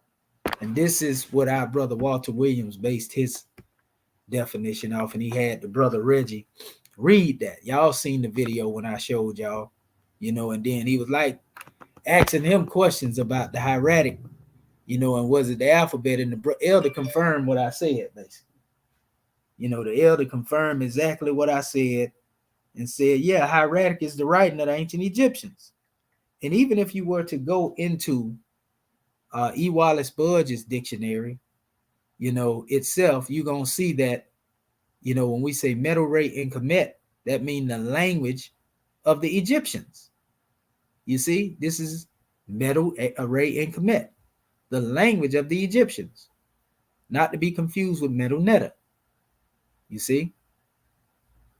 So, the language of God and the language of the Egyptians is two different measures. Language of God has to do with where God speaks to you through signs and symbols that are consciousness in action, that are for conscious mind and men and women of understanding. That's the language of God. God don't talk like you hear me talking now. God will speak through me with what it is that I may be speaking of now. And not only me, he will speak through any other brother or sister. You see? So a lot of this comes from within. has to do with spiritual connection or a deific tie, deific will. So, the language of the Egyptians is a language, and that language, by virtue of it being written, definitely was spoken at a particular time. Now, the Europeans would say because it's not spoken at this time, they would call it a dead language. But if it is a dead language, then the alphabet chart that they have created based upon the dead language would be dead also, because you created it from what is seen to be a dead language, and you have not properly reconstructed, because they are still trying to figure out with their own methodology certain methods that deal with a decipherment, and they make this stuff up as they move along. You see? So we can't have it both ways. If you look it up right now, they'll tell you the Egyptian language is a dead language. Surely if you can reconstruct the language into words, then these words can be spoken as a language. So how is it that they have reconstructed whole books of the dead, books are coming forth by the day and by night, these are terms they use, and yet you cannot speak the language? I don't accept that nonsense that you can go and read and study something without being able to speak it. If you can't speak intelligently upon it, thoroughly and fluidly, so to speak, then when it comes to dealing with the language, just say it's a work in progress. But don't act like your so-called transliteration of any work is an authority, especially when it don't come from the ancient Egyptians, especially when it was created after the ancient Egyptians, especially when the ancient Egyptians wouldn't even know what it was, because you composed it in a later period, and sometime with glyphs that didn't even exist during the time of the ancient Egyptians. So the jig is up. You may be able to play with somebody else, but you can't play that with us. Go play lotto or something. So let me move forward, right? There are different time periods, and we use these time periods for a lack, a better scholarship, so to speak. In other words, they'll put all these different dates up here. And even though you see us putting these dates, we putting this up here because this is what y'all familiar with. But do not think at one time that we saying that the dates that the European done come up with is the end all be all. We doing this for your peace of mind, those of you who want so-called dates. Because we, in the Moorish paradigm, measure, time by cycle ages. You see? In the European time frame, ain't completed one of them cycle ages. And what is the significance of that? We have our own calendar as well. You know what I mean? So that's a whole nother measure. We're going to get into that one day too. We have touched on it before. We got a video out there on it, but we got our own calendar system. But we know that we can't talk to you about that type of stuff until you understand the corruption of what has been on the manifest presently. And a lot of people don't like the fact that we debunking all this Roman, hodgepodge, of nonsense, so to speak. But anyway, like I say, for a lack of better scholarship, we show you what they are referring to at a certain time. Reason why I say this is because we can go and show you 6, 7 different other calendars that's supposed to be from the Roman, and they all contradicting themselves. Some from 100 years apart, 1,000 years apart, to where it's impossible to come to a certain date, and they do that when they want to move the goalpost. They use whichever calendar history it is that's more feasible to them at the particular time. So, the early dynastic period, they'll tell you is 3,000 to 2686, right? Then you got your old kingdom, and they range it between these particular periods. Let's say 2686 to 2181, rather than go through all of these. And then here they come up with the first intermediate period, and so forth and so on, all this dealing with your BC and all that stuff there. So we would find that according to the calendar history, that writing, actually came into existence during the time of Zero Dynasty in the history that we have. Writing has been on the manifest for a long time. Our brother Mustafa Gadala says some 7,000 to 10,000 years. when it comes to ancient Egypt. That's what he's saying. He used some of the Europeans' scholarship to prove that. He basically beat them up with their own stick. So a lot of these different Egyptologists didn't even agree with each other. So they take certain parts of the information that they agree with and make it applicable to whatever it is they're trying to express. The Saucy didn't agree with Champollion, and he was his teacher. You see what I'm saying? Adolf Ehrman and some of the other Egyptologists didn't agree with each other. So Egyptology was constructed upon various different opinions from Egyptologists who often didn't agree with each other. But yet they get upset when we go into the books and the history and we utilize the same methodology to prove them wrong. But anyway, let us go ahead. So all these different time periods they have here, and we're going to touch on some of that in a minute.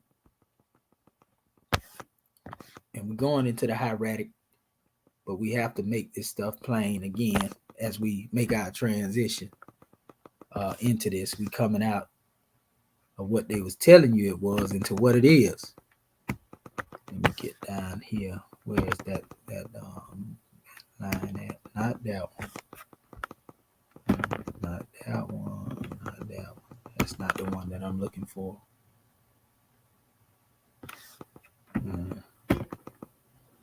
Okay, that's not the one. Okay. This is what we'll actually be going into today as well.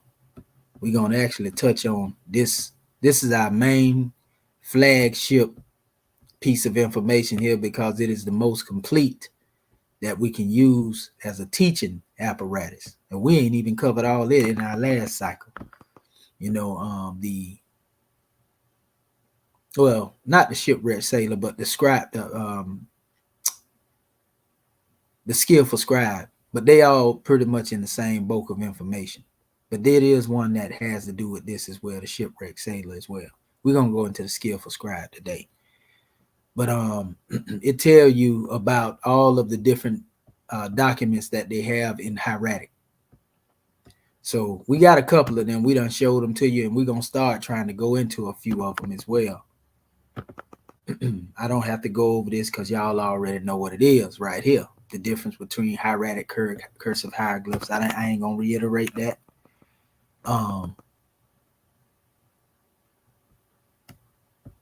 Yeah. We'll touch this briefly. This is what we have to have and come with a recap on because some of our people may have not heard it. And this basically goes into the aspect of giving you the history of the hieratic, and it tells you that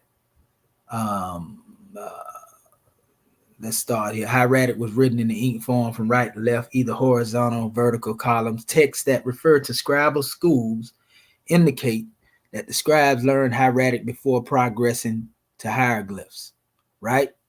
Although it was often highly cursive and employed, it says abbreviated combination signs, ligatures, and the form of the script was firmly rooted in the more explicit hieroglyphs. The earliest extensive hieratic document extent dates to Dynasty 5.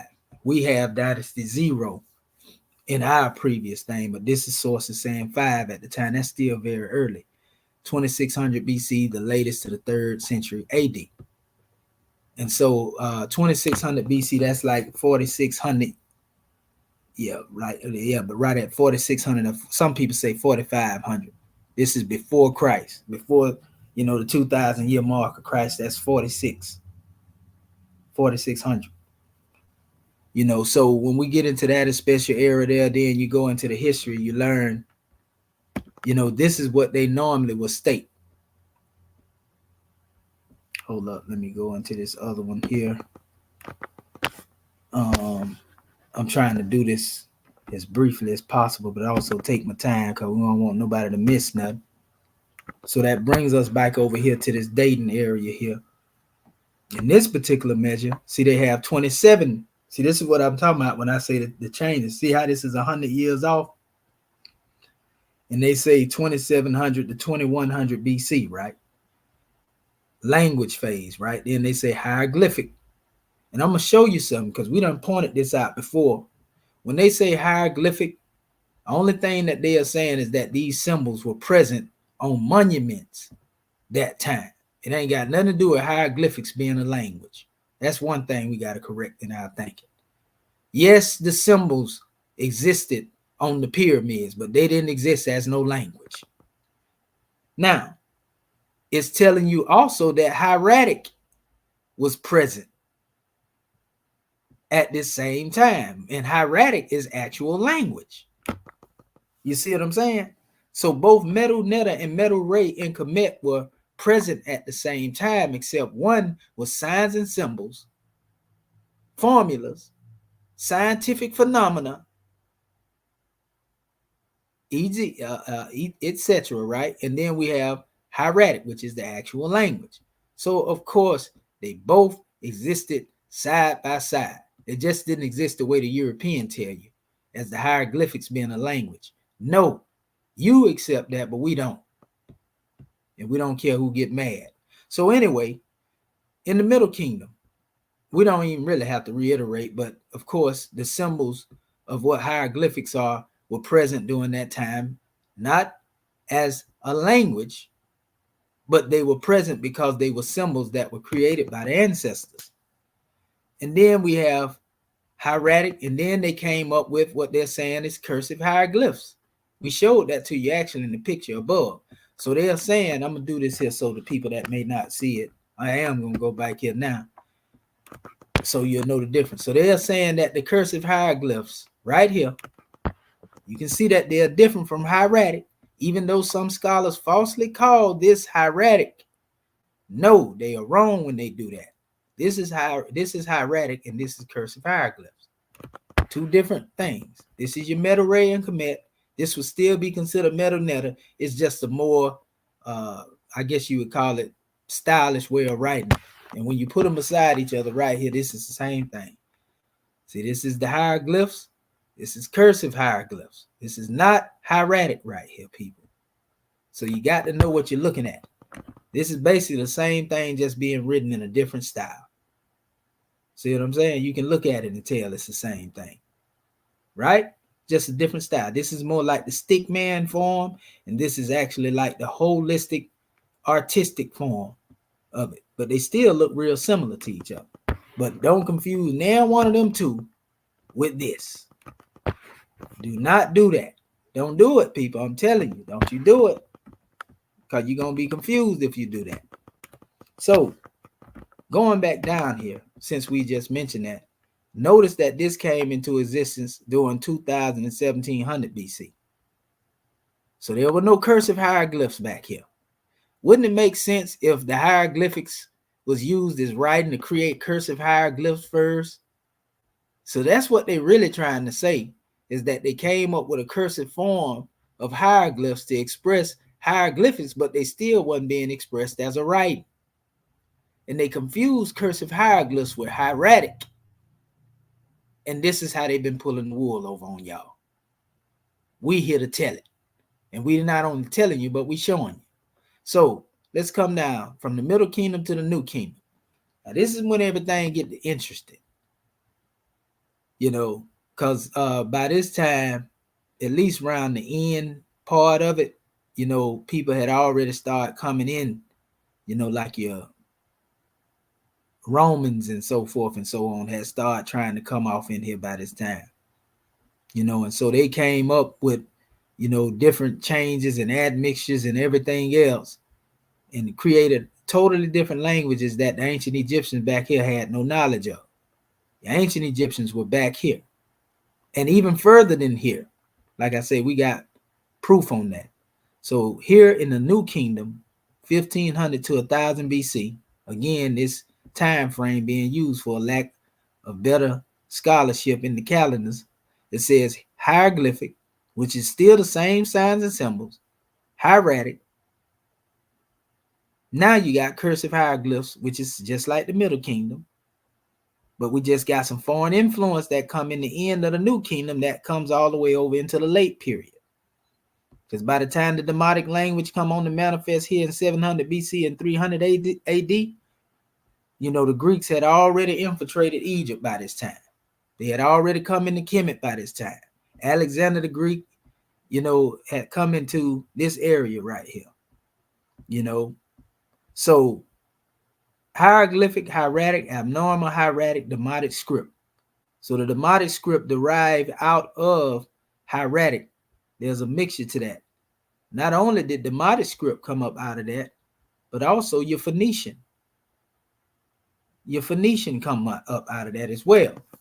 You know, and then we go further down, and now you're dealing with the Christian Islamic period, where Arabic end up supplanting things later, but Coptic was there prior to that. So you have your hieratic, demotic, and you have your Coptic. All of these were actual scripts of a language. Hieroglyphics didn't become a script of a language until the invasion of the Ptolemies.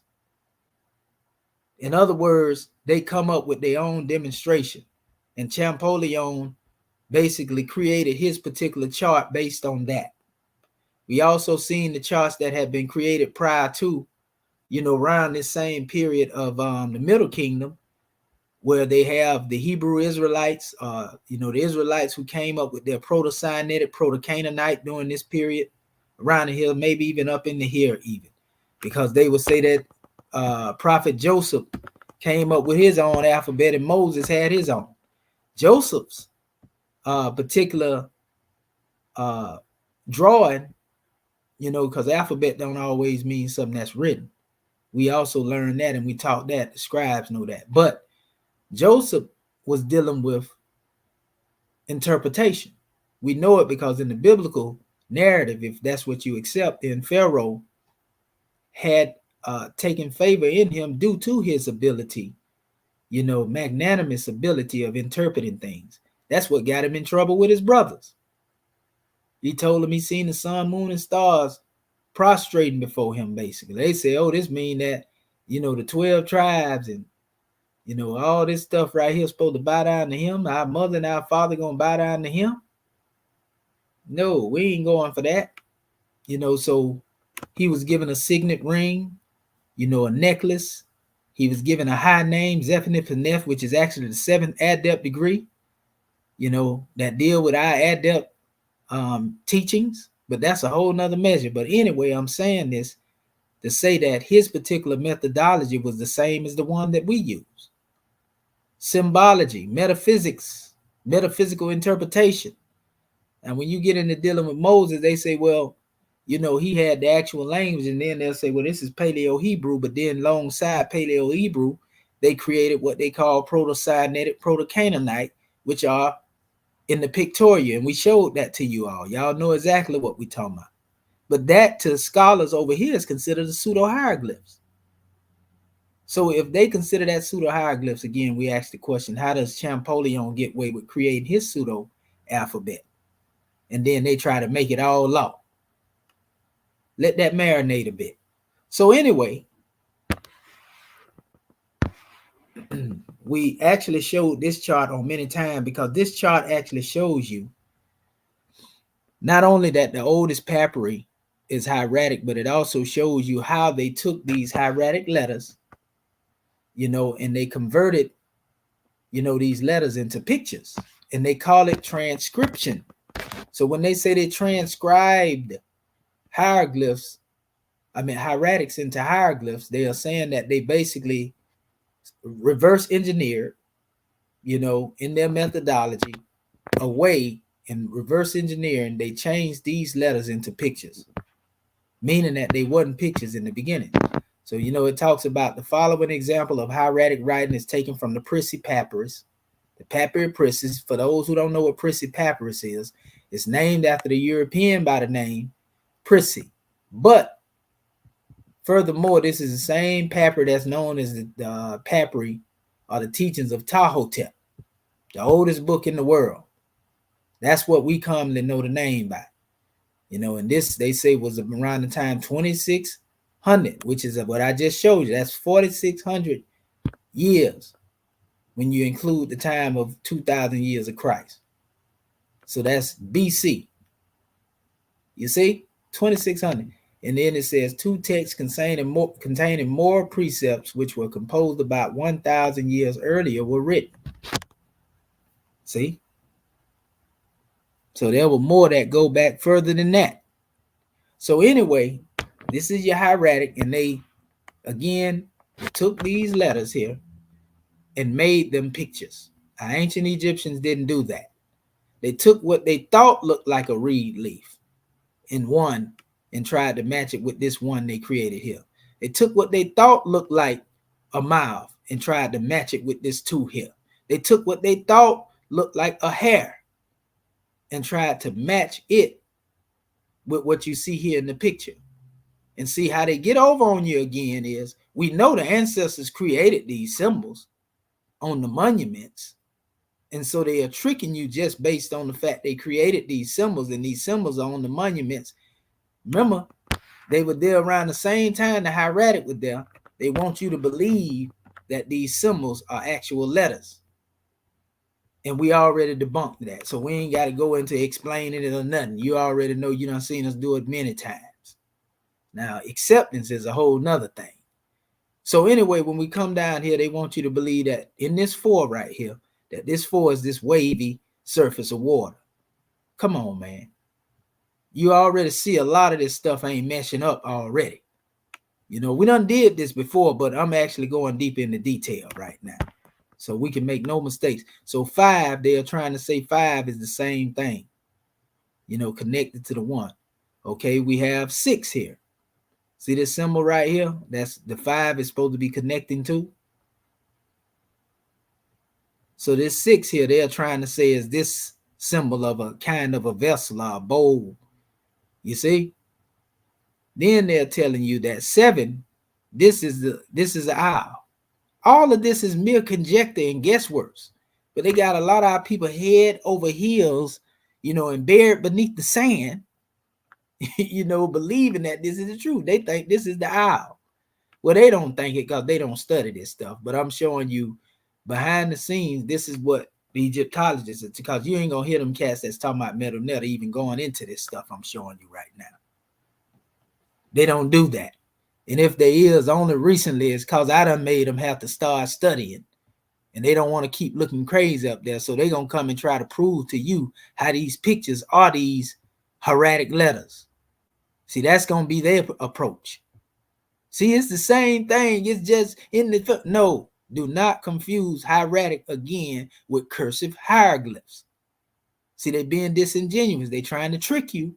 And they believe that you are ignorant enough to believe what they say because they are eloquent in their ignorance. You know what eloquent ignorance is? When somebody can talk about something real good because they done drilled their mind, you know, based upon ignorance. And they are so eloquent in speaking that ignorance to where they'll convince somebody, even though it's a lie. As the pseudo killers would call it, a well-organized lie. They say a well-organized lie always destroy what it is, a disorganized truth. Even if the truth is disorganized, the truth is still the truth. So if it's a well-organized lie, you may convince those who are ignorant, but that still ain't gonna make the lie the truth. Let that marinate a bit. So anyway, when you come over here, you got 8, number 8, a boat of a door is what they call it. These terminology European chose to call these things. They don't know if it's a boat of a door or not. They don't know what the Egyptians intended. So they'll say, okay, this is the boat of the door in hieratic. The problem with this is you can only read hieratic one way. So if all the hieratic is being written this way, then how you going to make sense out of it when you got hieroglyphics that you can read from any direction? See, that killed the whole argument right there. But anyway, so we have 9 here, right beneath this symbol. Let's look at the 9. So they're saying this is a seated figure of a man, number 9, and they would tell you that this is the seated man under here. Now, this is stuff that the European went into and decided, let's see what looks like this, or can we, create, and then they did this. That's called transcription, family. See, it says, now if we transcribe these, the hieratic, into hieroglyphs, we obtain the following. Transcription is just a fancier way of saying we reverse engineered and created our own alphabet. And even though we may be wrong in guessing what these things, because you can't say you know exactly that these supposed to be corresponding with these symbols, because the ancient Egyptians ain't here to tell you that. And if this was created way back here during this time, an old Egyptian, and then you come up later, way down here after this, you came even after this. When you talk about Champollion, you came after the Coptic and the Arabic. You way up in the 19th century. So you mean to tell me you're going to be able to take this hieratic that these people created way back here, and then you're going to say, well, this hieratic alphabet right here applies, to a picture up here. And you say that for certainty? If anybody accept that, all y'all crazy. And you're in denial. So anyway, 10, right? A stroke written. I'm telling you now. They'll say, this is the stroke right here, y'all. Look at it. And that really ain't a straight stroke. Look more like a tooth or like a scimitar blade without the handle to me. But 10, they'll say that's the stroke. Then you got 11, right? They'll say, okay, this is the reed leaf. You see what I'm saying? Then they'll come up here and say, okay, number 12 right here. They say a knee bone. I don't know what knee bone looked like that right there. Just looked like an angle, of some sort to me. But anyway, he got a question mark there, so he was questioning his own logic. So that is not the same symbol. I'm just saying, man, our people go for this stuff, though. 13. Look at 13. Don't look nothing like it, but let the Egyptologists that transcribed and reverse engineered tell it that's exactly what it is. My problem is that our people go for it and want to fight you tooth and nail like they know these people telling the truth when they ain't got no clue of what's really going on. Here's a roll of a papyrus right here, right? And 14. And they'll say that this is the papyrus roll right here. With a whole curve coming down off of it too, huh? I guess that's a tassel hanging off. So anyway, 15. So they'll tell you 15 is the eye, right? We see how they tried to get away with that one. But it's still questionable because you're only guessing. 16. Same symbol. They're going back to the symbol they had over here, 6 and 16. Oh, different. Okay, then you have 17. The goose. And they want you to believe that this is the goose here. 18. And they want you to believe that this is the man. Right here. It's the man, y'all. 19. They want you to believe that this is, again, is water. They got 3 different things that they're trying to say water. They want you to believe that's water again. Every last one of them look different to me that they said was water in the first place. All 3 of them can't be the same thing and be right and wrong at the same time. We got to put a stop to this madness. And they had 21. Well, 20 and 21. 20 is here. They want you to believe that this is that fold over symbol. Then this more looks even further because it's more elongated. And then we got 21 here. All right. 21 is a sickle, is what they would say. I can't see what they're talking about. Look totally different to me. And then they got 22, 23, 24, 25, 26, 27. That's unaccounted for in dealing with the signs that they done created. So this right here is automatically questionable. So the alphabet chart ain't even complete according to the hieratic. See, this is terrible. You know, this is actually closer to what our brother Mustafa Gadala was talking about too, but you got to get into the vowels and you'll see why he used 28. So here's another measure where I went into this, what I've been hitting them across the head with, trying to knock some sense into them. So here's another portion right here. So we went over these things, but I'm just going more in depth into them now. Let's see here. I'm trying to pull this up right here. That thing get to moving out the way. I'm just trying to make it a little larger for y'all. So it says hieratic. It says Greek hieratica priestly script. It says, as opposed to hieroglyphic, hieratic is a cursive script primarily applied by pen on papyrus or on an ostracon. And this is ostracon right here. That is a broken potsherd or fragment of stone. You see it's broken in fragments. It is a mistake to think that hieratic developed out of hieroglyphs. Don't you ever forget that. It is a mistake to think that hieratic developed out of hieroglyphs. We're going to say it one more time. We're going to knock 3 times. It is a mistake to think that hieratic developed out of hieroglyphs, since hieratic appears earlier in the archaeological record than hieroglyphic. After that right there, shouldn't even be no more arguments. We done went over this before, but we're going to take our time with it now. It says, in fact, the oldest extant texts from Egypt, which date to the pre-dynastic period, were produced with ink and brush, and no indication that the signs descended from hieroglyphs. Rather, the 2 writing systems seem to have developed conjointly side by side. It says each reserved for different uses. That's right. One represents, again, metaphysics, mathematical formulas, scientific expression, and the other, Medu, and Kemet, is the actual language. 2 different uses. Only rarely were inscriptions written on hard stone in hieratic script. So this was rare.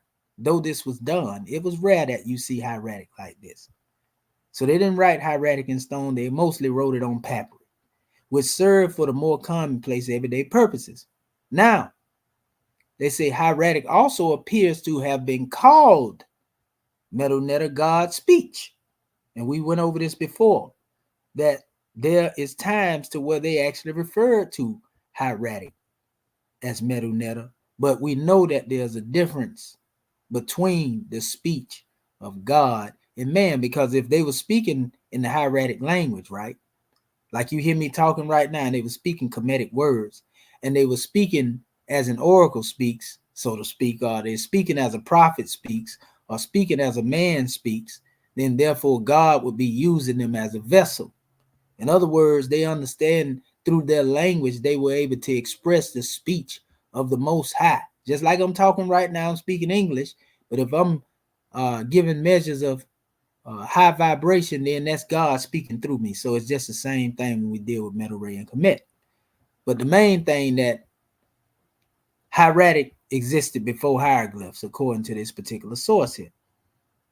You know, so once you understand that right there, along with what I just showed you, it makes sense. And like I said, I don't even have to go into all of this portion right here. I'm just touching on the things that's relevant to the hieratic to refresh your mind. You know, here's one of the another document, the oldest papyrus. This is around the same time. Notice the year on it. This is from the Diary of Mereri, you know, which is actually ironically connected to the same root, you know, that goes back to the name when we speak of more or mir, you know, which has to do with beloved, you know, and being love. We call it the love thought. But the Diary of Mereri, also known as Papyri of Jars, is the name of the papyrus log books written over 4,500 years. There you go, the same date. Now, this is all from the other first too, and this is why I keep saying this is just the time of this particular diary too. You know, 45, sometimes they'll give you 46, some say 47, you know, it's all, some say 5,000. So, you know, that's why I say you got to take these time frames with a grain of salt. But it says this is the log book. And for those who don't know, this is the actual log book that relates to the building of the pyramids. You know, anytime I'm getting ready to do a job, I get a set of plans that's called blueprints.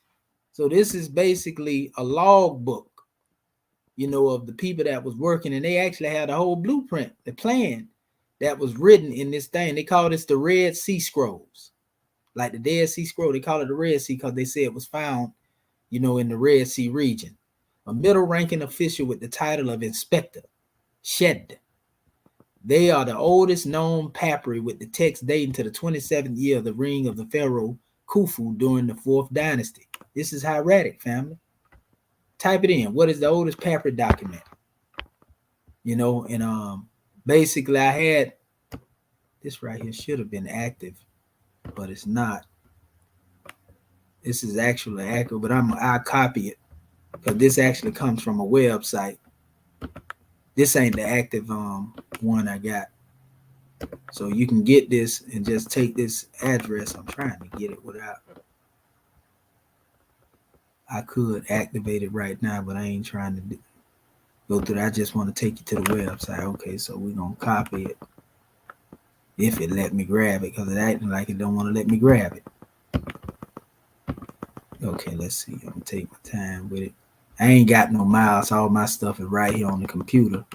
Okay, there we go. Now I'm going to copy it. You know, and you can go and read about this stuff. So let me see here. Paste it right here and it should come up. Yes, there I can see it got the icon. So this is where this information was extracted from. You know, remember I was just telling you it's dealing with the Red Sea.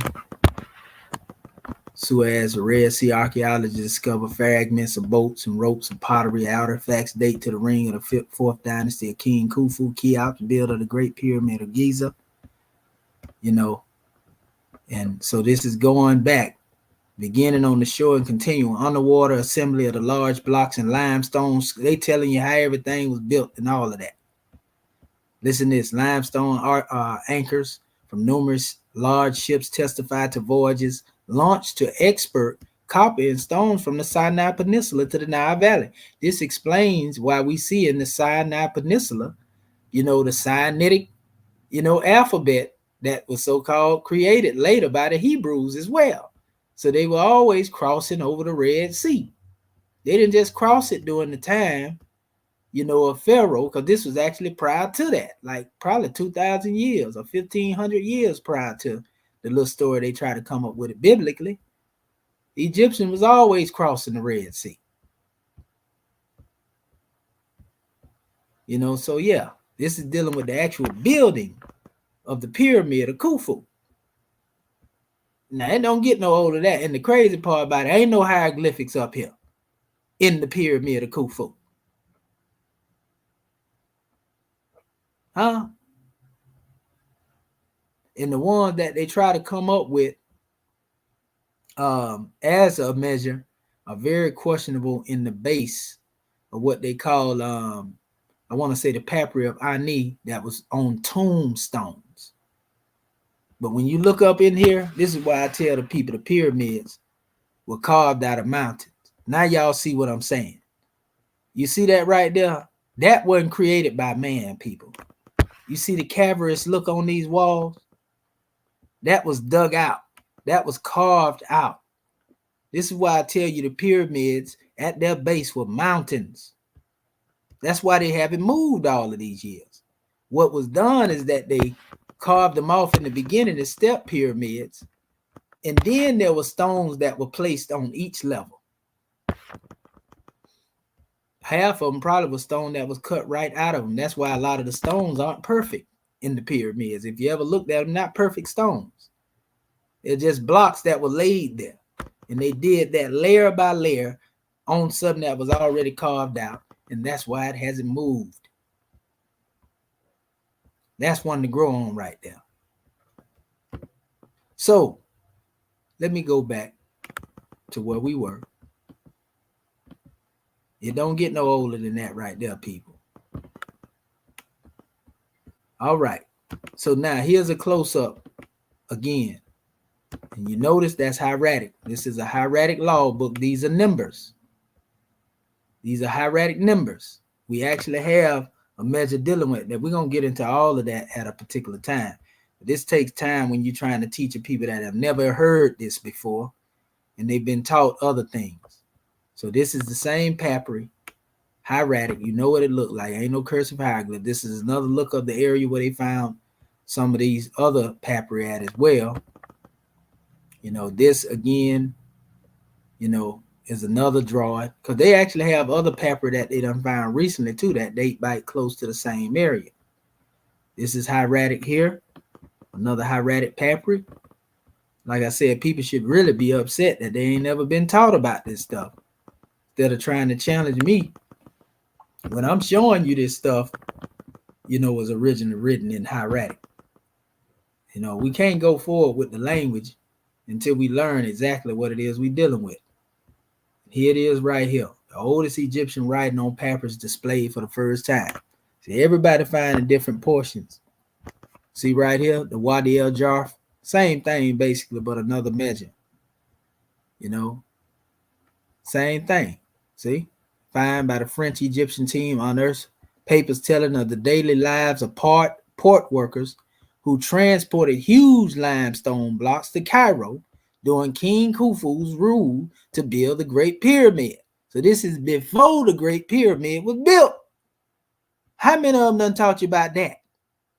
And it wasn't no metal netta up in there. They found hieratic. So when that source told you earlier that the hieratic existed before the hieroglyphs, do it make sense to you now?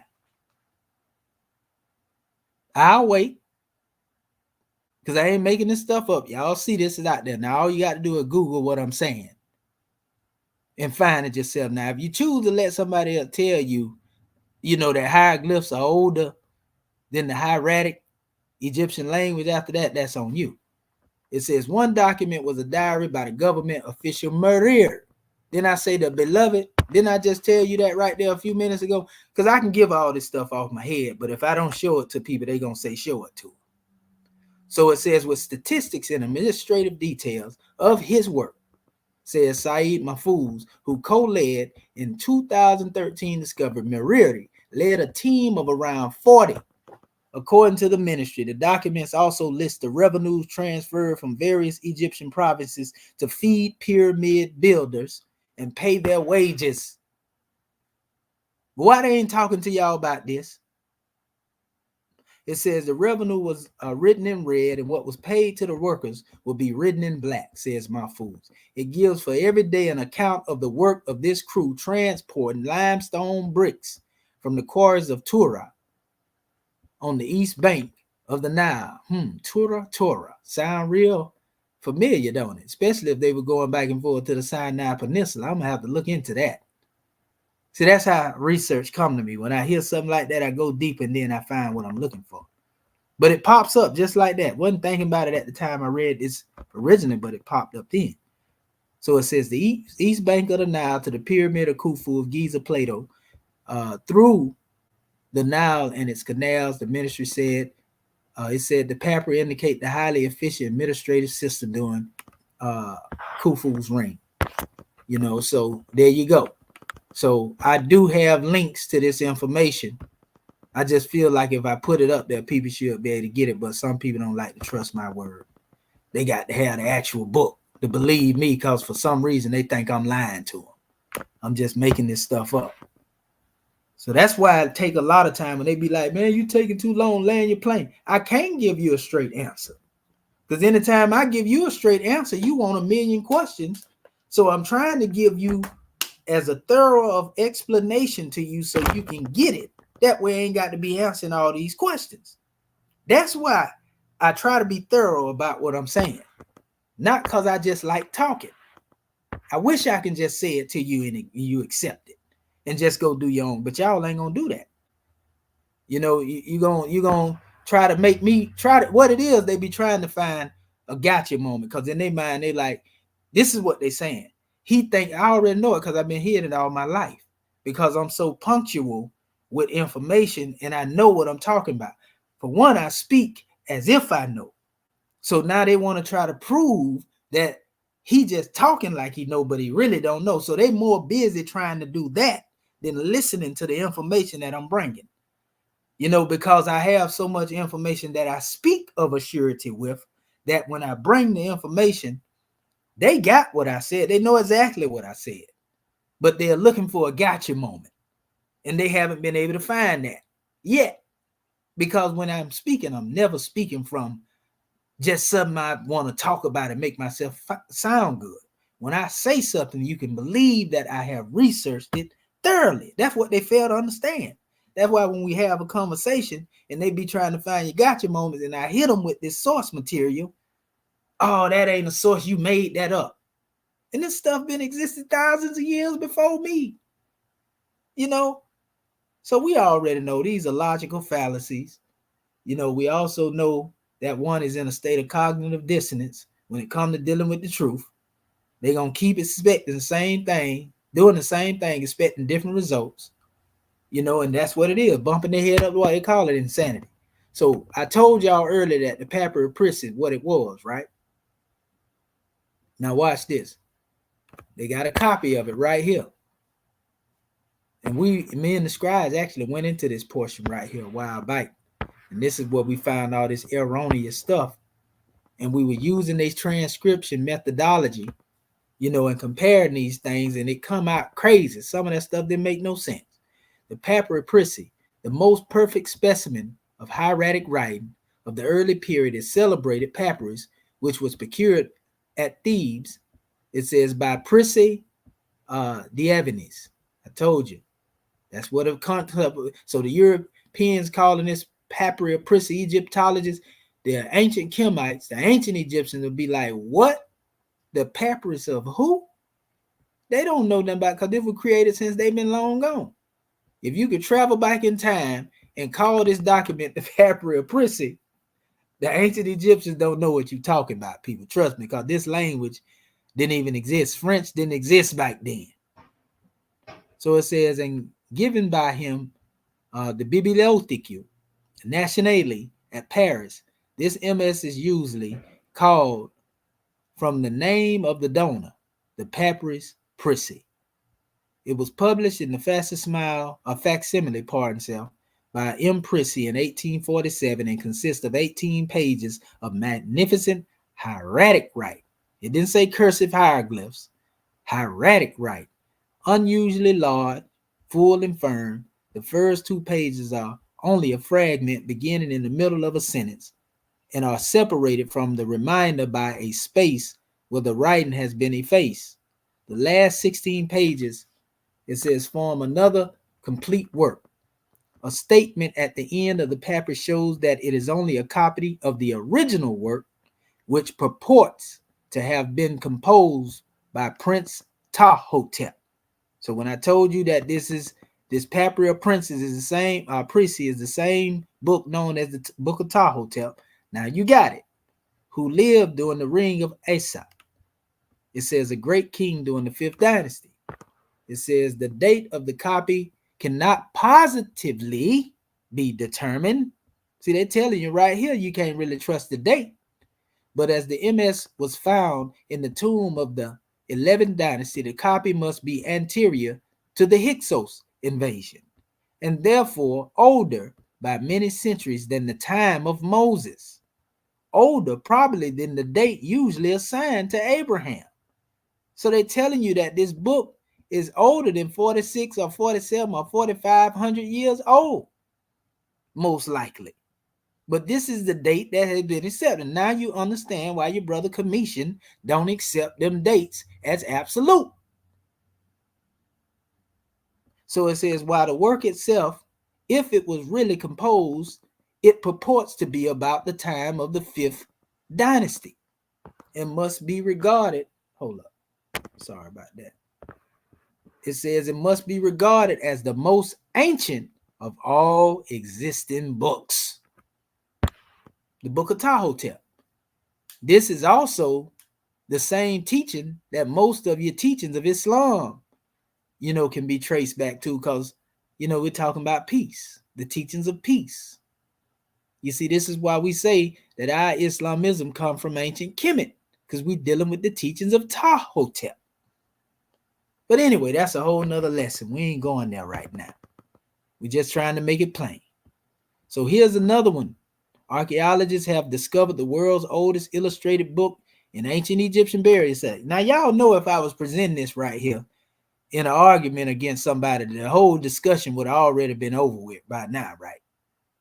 Because they would have to deny that the Papyri Prissy was a hieratic and be able to prove that it wasn't hieratic. It was hieroglyphics first.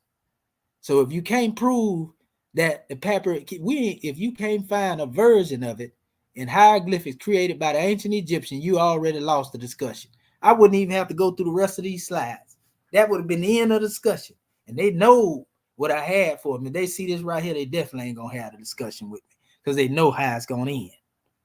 But anyway, so archaeologists have discovered the world's oldest illustrated book in the ancient Egyptian burial site. This is a whole nother different drawing here. This is also hieratic. So let me go ahead and copy this right here. And they calling this the oldest book, right? Everybody that find it keeps saying it's the oldest book, you know, that they found. So when it come down to it, what's really happening is that it's more out there that they ain't found yet. I wouldn't be surprised if they find something with a paper that got, say that it was 10,000 years old. You know what I mean? You never know. It could happen. You know, the problem is when you accept Roman scholarship as the end all be all, and that's what you're willing to accept, you don't want to accept nothing else, you're going to always find yourself falling by climbing people. You got to do your own research. I found this by research. And anybody that got some sense know good and well, I couldn't take you to these places if I didn't research it. And I see they done took this one off of here. See, it's trying to come in, but it ain't come in. See, it's coming up, but it's not coming up. So they done remove this article. Let me see. I'm going to see, can I trick it? And see if it bring it up. Nah, they don't want to show it. That's all right, though. It's all right. We done already showed you what we needed to show you so far. I'm going to try this right here before I go, because I may be able to do it this way. Let's see. Go back over here. And I'm going to do this. Take the HTTP off and see what happens. No, they don't want to give it up, people. Look like they done moved that article. So anyway, you can see it popping up, but it's not coming all the way out. Here's another one here. This is again hieratic. This is the actual hieratic papyri, and this is the papyrus of Waziri, you know, displayed for the first time after its restoration at the Egyptian Museum. Let's see if this is still here. Sometime I believe after I be showing this stuff right here, if Western academia done went out there and seen it, they will go and hide this information, people, to keep you from seeing it. If they see somebody done picked up on it, I ain't no dummy. You know what I mean? Because most of these articles, when they put them up, they stay up for years and years. You know, and a lot of this stuff just been put out. Okay, this one is here. See, the papyri of Waziri was displayed for the first time after its restoration in the museum. This is just trying to show you that this is hieratic. This is the Egyptian Museum at Tahrir. You know, this was uncovered in the Saqqara necropolis. You know, and it said that it was actually found in the coffin of Ahmose from the Ptolemaic era of the excavations of an Egyptian mission headed by Dr. Mustafa Waziri, Secretary General of Supreme Council of Antiquities. So this goes to show you the extensive materials that have been written in the hieratic. This is why this is known as the Medu and Kemet, the language of the ancient Egyptians. The longest hieratic papyrus ever found, a 16-meter papyrus that is now on display in the Egyptian Museum. We're going to go see some of these things too. We're going to go on the journey. Papyrus contains 113 chapters from the Book of the Dead and various depictions, such as the scene showing Ahmose worshiping the god of the netherworld. It says Osiris in his shrine. The Book of the Dead is a collection of religious funerary texts that were used in ancient Egypt as a guide for the deceased during their journey in the netherworld. So they're telling you that this papyri, this old papyri, Book of the Dead, was written in hieratic, not pictures like the Book of the Dead that we often find. See what I'm saying? I only have captions with pictures on them. You see? Just like you would go in any Bible and see pictures of Jesus, Moses, if they got a picture Bible. No different. So, let's see here. All this has to be known before we go forward into this language. That way we don't have to address again none of these questions. This is another expression of papyri. We see hieratic, we see the captions. You know, we can actually see some of the single letters right here too in the hieratic, right here along this side here. You know, some of them also represent indicators, so of what they like to call determinants. Let's go into this particular drawing here. This is also another site that I was able to find this in. Okay. Bear with me, family. Okay, let me go back over here. Paste it now and copy it. Okay, let's go in. We accept it. Second longest ancient scroll unveiled at the opening of renovated Egyptian museum wing. You know, and this is just a confirmation again on what we already had. You know, this was revealed in Cairo in a museum. Same thing, 16 meters length and inscribed with verses from the Egyptian Book of the Dead. In May 22, it was excavated. All Egyptian mystics working at the Saqqara necropolis. The book is a collection of spells believed in ancient Egypt to assist the dead person in their journey through the underworld. You know, and so basically it's giving you the background on this. You know, so just showing you that even the Book of the Dead, again, was in hieratic. You see? I mean, what more is there need to be understood about that? So every other little pictorial book you see, ask this question right here. How old is the papyri of Ani? Ani, that's what they call the Book of the Dead. Their particular book, the one E. Wallace Budge have. That's from the Papyrus of Ani. The Papyrus of Ani is a papyrus manuscript in the form of a scroll with cursive hieroglyphs and color illustration that were created. There we go. You already know what cursive hieroglyphs are because we just told you they're not hieratic. And there they go right there. See the cursive hieroglyphs up in there? Nothing more than the same as regular hieroglyphs, but this came after hieratic Book of the Dead. Look how old this is. Cursive hieroglyphs and color illustration that was created 1250 BC. Huh? So that book ain't that old. 1250 years before Christ. So this right here came still a little bit after Moses' time period.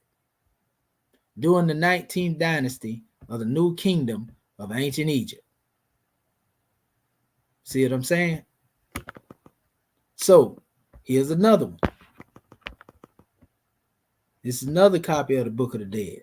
Archaeologists find ancient Egyptian papyrus with the Book of the Dead, and the papyrus scroll was fully restored and translated to Tahrir's regime. It's the same one.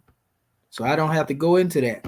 Another copy of them going into that. So this is one of the people, Egyptologists, that they was dealing with as well back in the day. Lepsius, you know, and he was first named the class of the Egyptian papyrus as the Book of the Dead. When he edited the papyrus of Turin in 1791 as an exemplar and had it published in Leipzig, 1842, he was the one who first coined that phrase. The Egyptians did not call their book the Book of the Dead or the Book of the this and the Book of the that.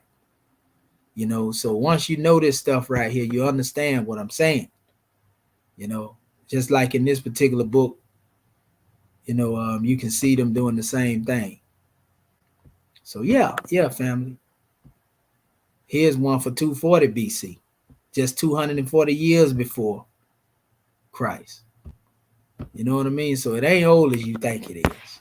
Don't let nobody trick you, people. So yeah, just going through all of this information here and giving you the information and the knowledge of it, it should be obvious, on what is older between, hieratic and hieroglyphs. You see? And there's a lot of history, even right here when it talks about, this is from a book dealing with the origin of the alphabet. And it tell you, when the Semites came up with their alphabet and so forth and so on. And it was saying that the prototypes can, however, be readily discovered in the hieratic, which is used at the time of the Semitic conquest. You see? To these arguments may be added another of a prior nature, the analogies of other graphic systems. It says, and show under the circumstances that the development of special Semitic script was an almost inevitable event, meaning them trying to create their own alphabet. Every available line of argument points therefore to the conclusion that the Semitic alphabet originated during the period of the domination of the Semitic races in Egypt, and that it was simply an adaptation to the purposes of Semitic speech of the ordinary cursive writing of the Egyptians. And they talking about the hieratic. It says the possible date of the origin of the alphabet, therefore brought within definite limits. It says its formation must have occupied a considerable period. It cannot have arisen before the arrival of the Semitic invaders in Egypt. That is, it cannot be earlier than the 23rd or 22nd century BC. On the other hand, it cannot have originated after the second type of hieratic writing. It says came into use at the time of the 18th dynasty. That is, it cannot be later than the 17th century. They're giving you a time period, of how, the language of the Israelites being adopted with the time periods it will come into existence. The possible limits lie therefore between the 23rd and 17th centuries, and there seems to be no reason why we should not provisionally accept the approximate date. It says, in a lot of ample period of 10 centuries for the considerable developments which were exhibited when we first meet with it in the Moabite inscription. Because in the Moabite inscription, when you go into looking at that, this is the Moabite inscription right here. Same thing that you find. And this is the Egyptian form of writing right here. This is actually the Carian alphabet. We was talking about Carian that was found in Proto-Sinaitic, Proto-Canaanite, actually, which we have created our alphabet off of. You see? So yeah, it says the foregoing argument leaves but little to add concerning, it says, the locality in which the alphabet originated or the channel by which it was transmitted to the regions where it first makes its appearance. That it was ultimately derived from Egypt and cannot be doubted, but how far it took its actual form in Phoenicia and Syria is another question. So basically telling you that this stuff originated out of Kemet, but the middleman was Phoenicia. This is why most people in the Hebrew teaching to tell you Phoenician, was the oldest source, and then, the Paleo-Hebrew come forth and all of that right there. But it all come out of Egypt. The probability, however, seems to be that its development as an alphabet was effected in Egypt. The seat of the Semitic power was in Eastern Delta.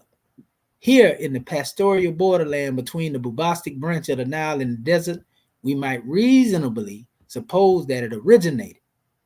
The names which were borne by the Semitic letters tend to confirm this conclusion. These names, as we have seen, bore no relation to Egyptian names, having been bestowed by the Semites on archaeologic principle, from real or fancied resemblances between forms and letters in the objects from whence the names were taken. It says, from these names, we may therefore derive a certain amount of information as to the mode of life and social condition of those who gave them. So they showing you, how the Semitic language came into existence and so forth and so on. Man, we got proof of this stuff here. We ain't playing with our people, man. And so we can go in here and we'll find this stuff, and it's gonna tell you the same thing. And it's the same thing with other languages. Like the Hieratic. They talk about that here. But we'll get into all that later. My main thing, I'm just trying to emphasize the concept of the, Hieratic. And I showed y'all these pictures showing you the Phoenicians. You would think this was Egyptian if I didn't tell you it was Phoenician. Canaanite god El with the Atef crown of from Kemet, Phoenician version of Nimrod here too. I showed y'all all of this stuff. And this was the key transmission after Hieratic, from whence all other languages come. All this is Phoenician. Y'all can see them, our people up there. For those who don't know better, see, this is all Phoenician. You'll swear this was Kemet if I didn't tell you. You know what I mean? Same people. Look at that nose on that brother there. He looked like somebody I know. I can't think exactly who he is, but he definitely looked familiar. You know what I mean? So all this is Phoenician relics, And so once you understand that and understand that Hieratic gave birth to Phoenician, then it's easy to understand where your Arabic and your Hebrew and all that come from.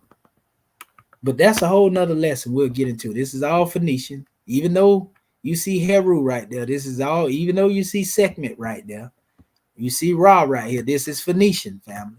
These are Phoenician relics. So this shows you that the Egyptians and Phoenicians was close. And this is where I'm going to open up the floor after I get this measure. So here's a copy of the Hieratic alphabet, and right next to the Phoenician, sign by sign, but then it says the argument of the preceding pages may now be restated categorically as follows. The Semitic occupation of Egypt lasted for several centuries. The origin of the Semitic alphabet is connected with this occupation by three distinct lines of evidence. The first is external. The sojourn of Israel in Egypt is nearly synchronous with the Hyksos period. And that's something they've been trying to hide, but Manetho's history bring it out. Before the Hebrews went down into Egypt, the art of writing was unknown to them. When they came out of Egypt, they possessed it.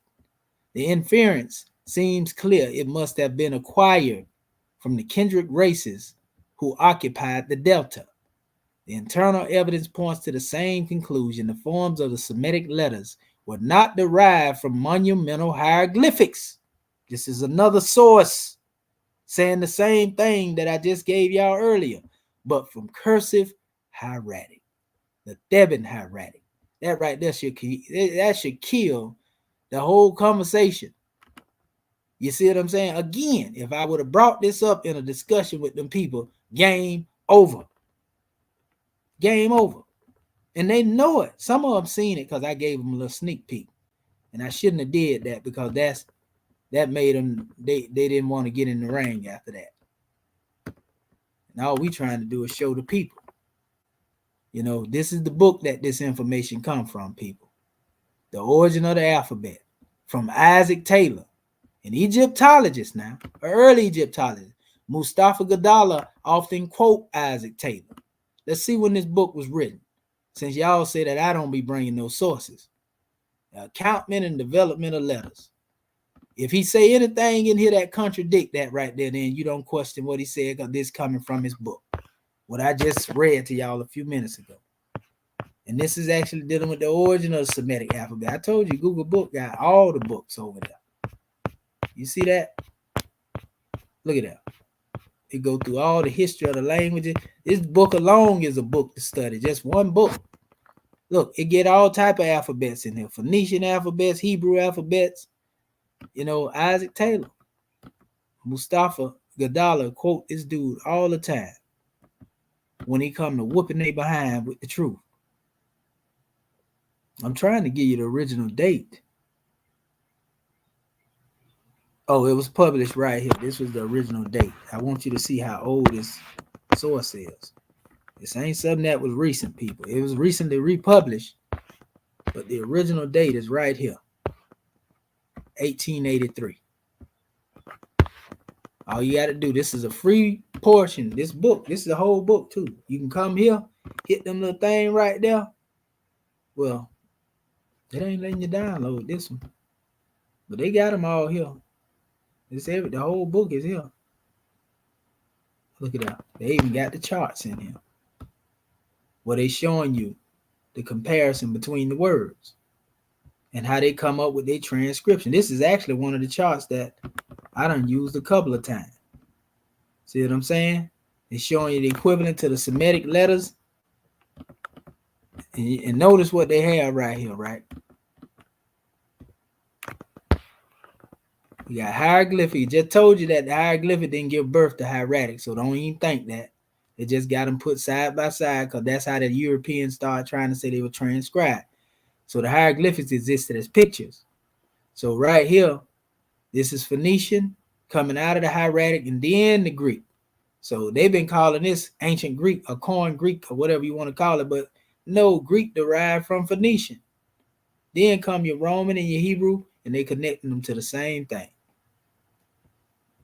See that? Affiliation of Egyptian and Semitic alphabet. That's the totally perfect for this particular drawing. They go your hieratic now. And they go your Phoenician.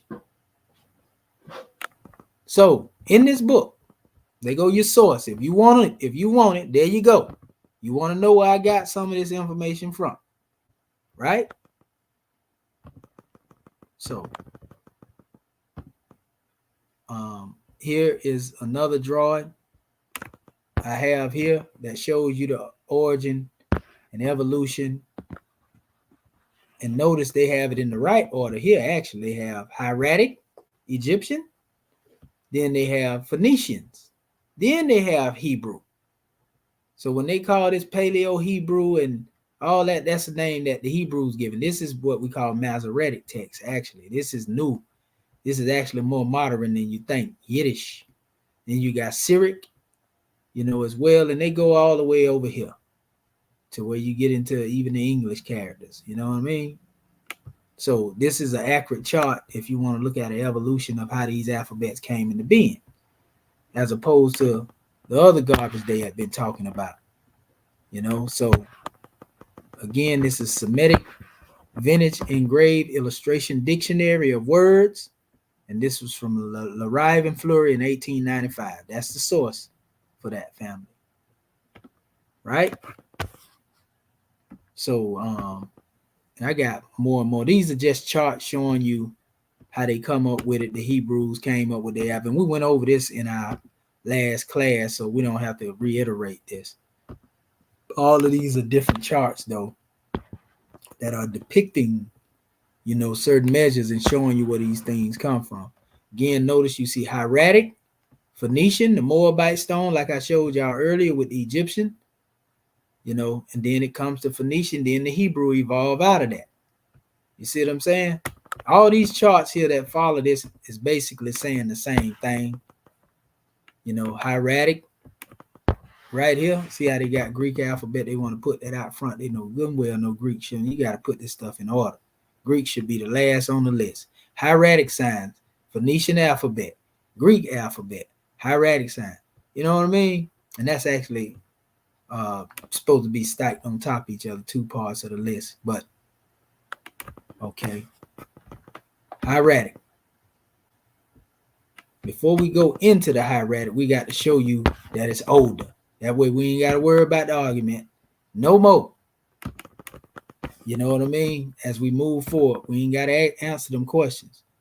So it's a lot here, family. A lot of this is just going into pseudo hieroglyphs, and because you see all these slides up here. It's almost like 100 of them, But that's the part dealing with the hieratic I want to give to you all for now. And I'm going to close this particular portion out because we don't want to go all the way into all of that stuff and be here too long. We already a little up in time now.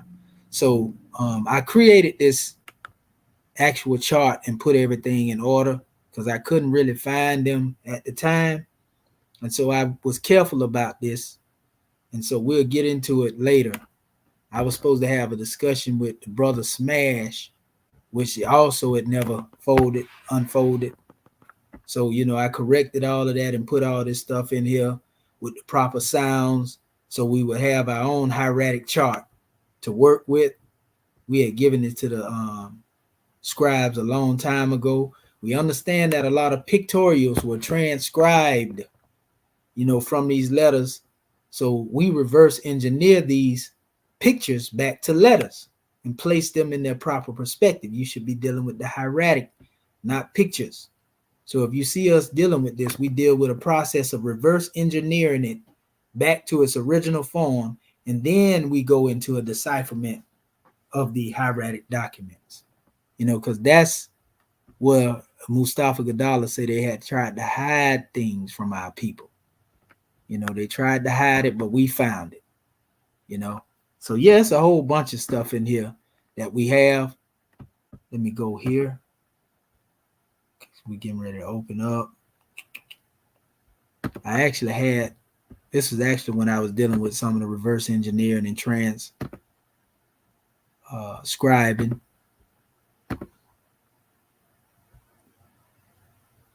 That's That's Mir again being referred to as Amen. They can't say that's Amenope. They tried to say Mar was Amenope, but there's a connection between Mir and Mar, meaning pyramid, temple of perfected man. Amen. See? Brave man. But yeah, it's a lot of stuff in here once you find it, but you got to discard these pictures and realize they got to be reverse engineered back into the hieratic.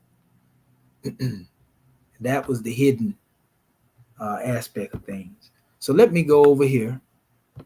I got a few more pictures here, and then we're going to get into the tools that we're going to be using in a minute, which y'all already familiar with them. After this, we also have a chart that we created over here for the hieratic letters, and we actually used it because it's actually in line with our Quran that we have, our Tajweed, and it's good for pronunciation, and it shows you actually where to express these sounds from.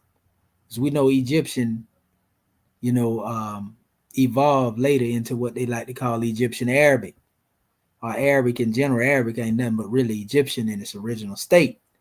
So we have these different letters in hieratic where we can match them up to the sound according to the face chart, to get us into a better way of pronouncing these things. And we use Egyptian Arabic as our base of pronunciation because that's what I was taught when I was taught Arabic. I was taught Arabic by Egyptian Arabic native. So I use that when it comes to dealing with my sound expression. So, okay. Now that we have that, we have our tools that we use up here, which is this was the main one we were using, Hieratic Paleography, the DB, where we can go in here and find all of these different hieratic letters. I'm gonna see if I can pull some up just with a random number. I'm gonna see if it let me. Oh, it may already. Yeah, it let me pull some up. So what we do is, being that the hieratic is here, it's already really reverse engineered for us. We just have to correct or grab the correct drawing. We have to know what in this is what we call cursive hieroglyph and what in this is the original. And more than likely, the original is the one that looks less, like a cursive hieroglyph. But anyway, so this is where we got all our hieratic. This is where we vet all of this stuff, the hieratic at right here. Thank Nakai Masikatsi for this tool. It has the sound in here as well as the expression. We're going to get into that. We're going to get deep into that. This is also created from the same people where they also show you, the different letters. And we can go into the actual date like they give you. And sometimes they put cursive hieroglyphs beside hieratic. You just have to know the difference. We know because we've been doing this now. We've been vetting this stuff for a minute. See, from the 5th dynasty, it tell you the actual king where these letters appear at. And these are called hieratograms. So they give you all of the hieratic through every dynasty and where they come from. You know what I mean? All the way up into the modern time. See? Some you might not have but one hit because it didn't really exist. This comes all the way up to the 21st dynasty. You have some that come all the way to the Ptolemaic dynasty. But what I was showing you here is the earliest dynasty, you know, for this particular letter. And this is actually not a letter. It's actually a what we call an indicator, or some people like to call determinatives. So we got this Aku tool that we use as well. And this is another one because it allows us to go into our demotic papyri. And we can touch on a whole lot of other things as well, you know, but there's a lot in this one as well. And this is from the same source.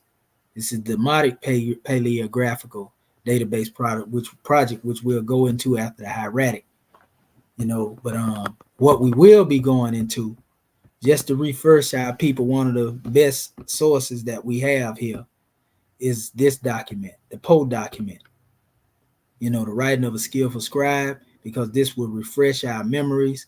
We're going to go letter by letter, you know, with this information,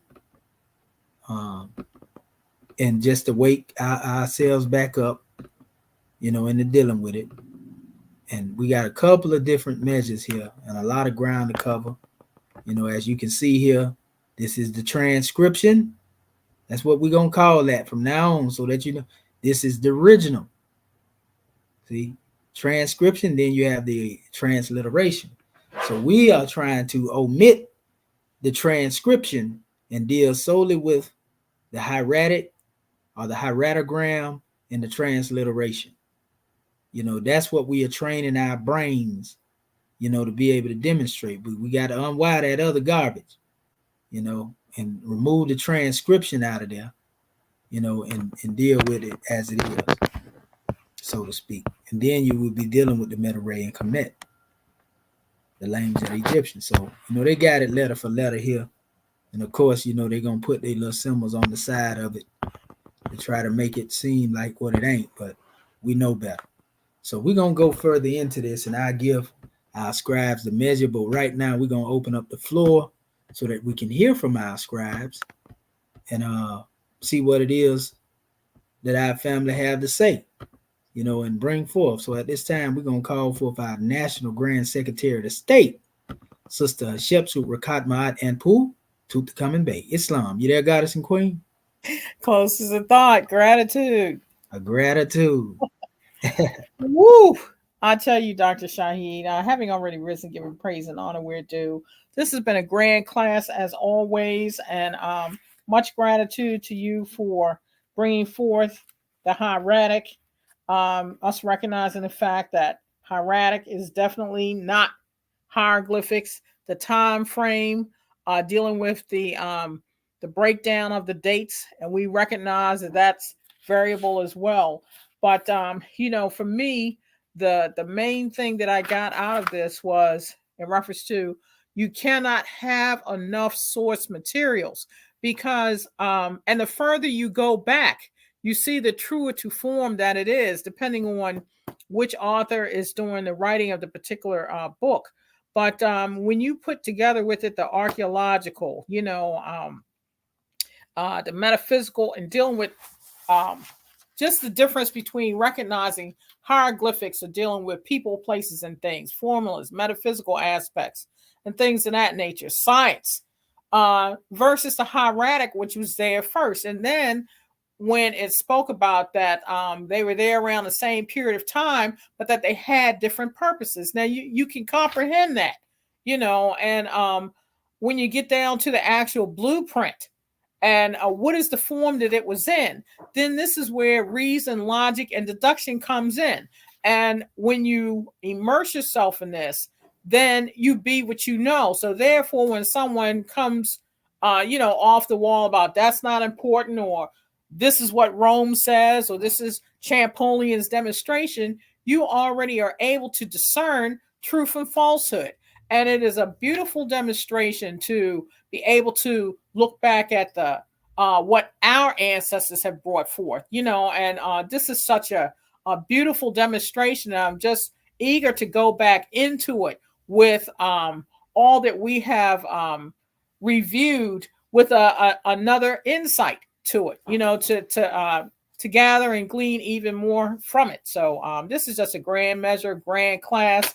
Definitely looking forward to what my scribes have to bring forth and self in reference to the next assignment. So gratitude for the instruction and also the patience and the love. Peace and love.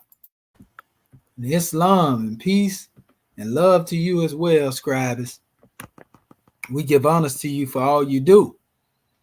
And we can't use that hammer of repetition enough and reiterating, to cover up. Because there are those who are really trying to put the light out. There are those who would have our people in a state of sleep and slumber so they can continue to fleece their pockets, so to speak. So Islamism without the schism. Well, all right.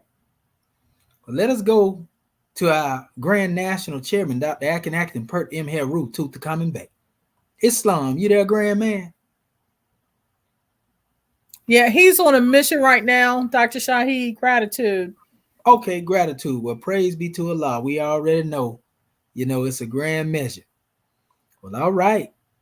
Well, let us call forth then our scribes. Islam. All right, Sister Curta Bay. I know when she sound calm, she finna turn up, y'all. Islamism. Oh my goodness. I'm kind of like at a loss for words, because I tell you, like the goddess say, well, first of all, I want to give honors to our National Grand Chairman, because Dr. Shaheed, I tell you, that what you had us reading, I mean, man, that was just so perfect. Laying the foundation for what you went into. And then we give honors to our National Grand Chairman. And I encourage you, family who is out there, if you don't have that Zooming of a Nation, call headquarters and get it. And that was so, everything just went so perfectly. And I was just sitting here trying to think, what can I say to just to wrap it up, because we got documentation beat conversation. I don't know what else we can do other than I'm at the place now where I'm just as joyful as I can be, learning all this information. And as you come forth, and we give you honors, Dr. Shaheed, for your, like the goddess say, for your patience and all of your research. See when they start messing with you, they didn't know what they were doing. I know now they probably wish they would have left you alone, because see, you got so much information that they just have to, it ain't really nothing they can do.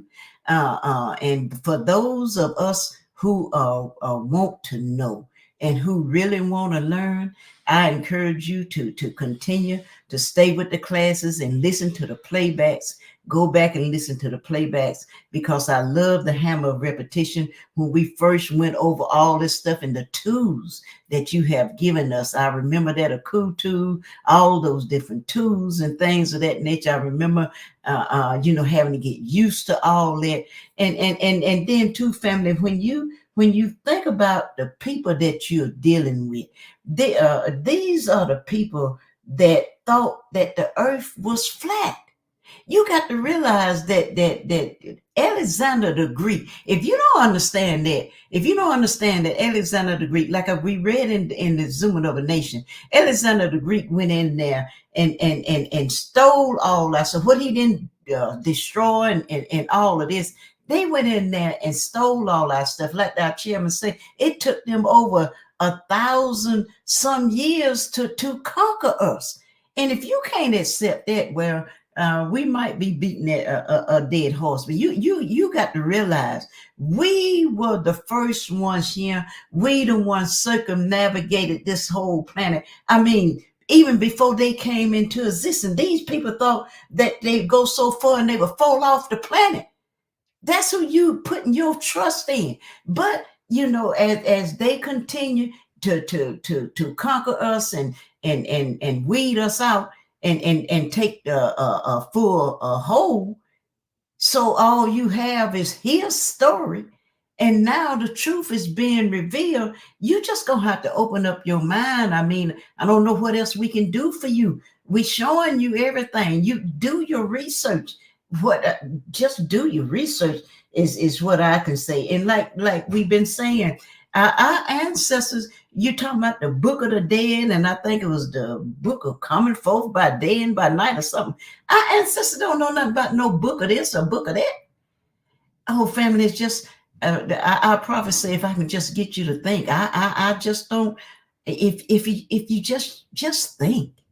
just think about what we are saying and gratitude, God, man. I tell you, like I say, I'm excited. I'm enjoying everything. Looking forward to going in deeper into this heretic and learning more. Going deeper into this and looking forward to what you have us to dive in next. So gratitude, God, man, for letting me share. Peace and love. And gratitude for sharing, Goddess and Queen.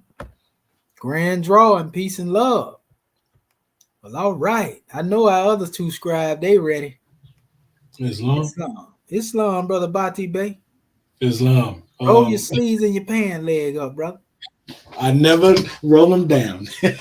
Islam. One of the things I enjoy. I enjoy, indulging deep and really picking this apart because I got a mind that likes it's like puzzles, and it's always if it can't make sense, then it don't exist. So when we're looking at the language of and we're we're doing something that really is monumental when it comes to the world of academia, because they have pushed this false narrative for for a long time, and the fact that there was something that you had pointed out earlier, and I don't know if most people noticed it. I don't know.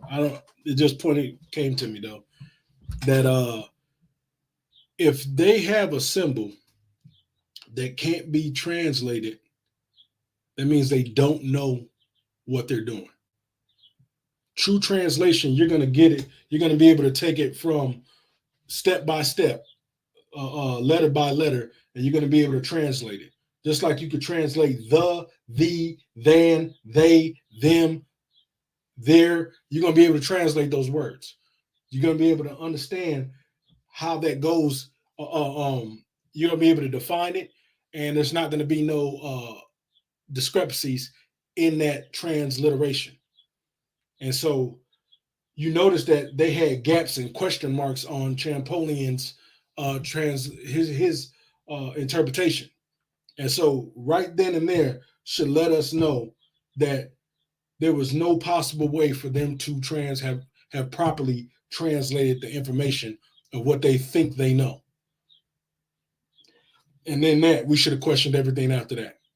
But I'm just glad that it's being done and we're doing it now, because now the world's going to see if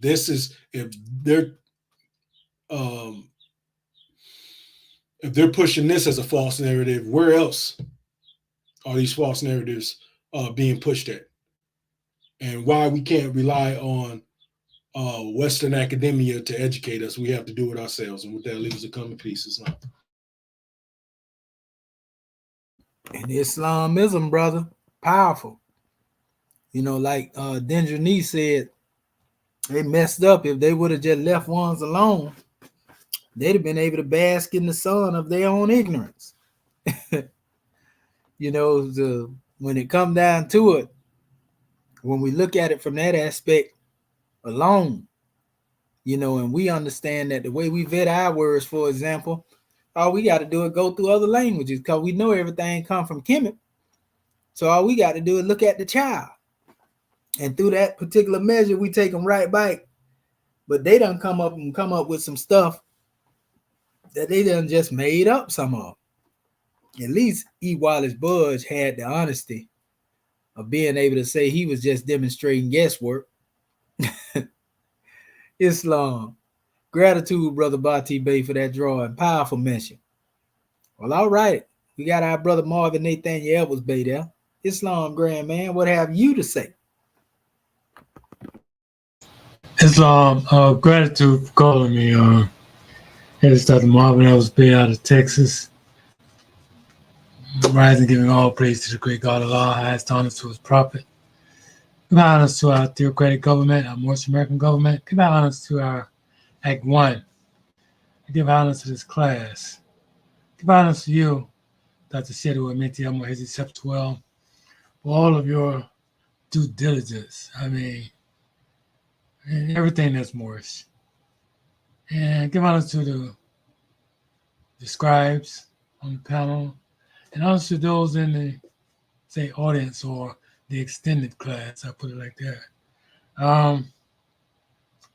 Well, all I just got to say is that you really have to have love for yourself and for your people, because that's what it's going to take. I mean, what has taken place as far as burying us as a people, as a nation of people. I mean, just to consider that. I mean, nothing short of a diabolical scheme, which indeed it was. But they had time, it took a couple thousand years, really, to accomplish what they did as far as hiding who we are. You know what I mean? But as it's always stated, that the truth will surface eventually. And so that's why we're here, being the return of the ancient ones, and taking on this gigantic, magnanimous mission of revealing to the world who we are. Probably say, yeah, when we get on top, be nice to the European. I mean, that's a job in itself. You know what I mean? After realizing what has taken place. But we were the first teachers. Like Dr. Mustafa Gaddafi said, our ancestors didn't have an imagination. I mean, we were the first people here. Imagination comes from after you've seen something. And so we was the first people here. So we did everything from scratch, so to speak. We went within. And this is where we are today, going within, coming out, from the kingdom. And I tell you, I mean, you're just an inspiration. I mean, that's what we need. We need inspiration, because this is not an easy task that we're embarking upon.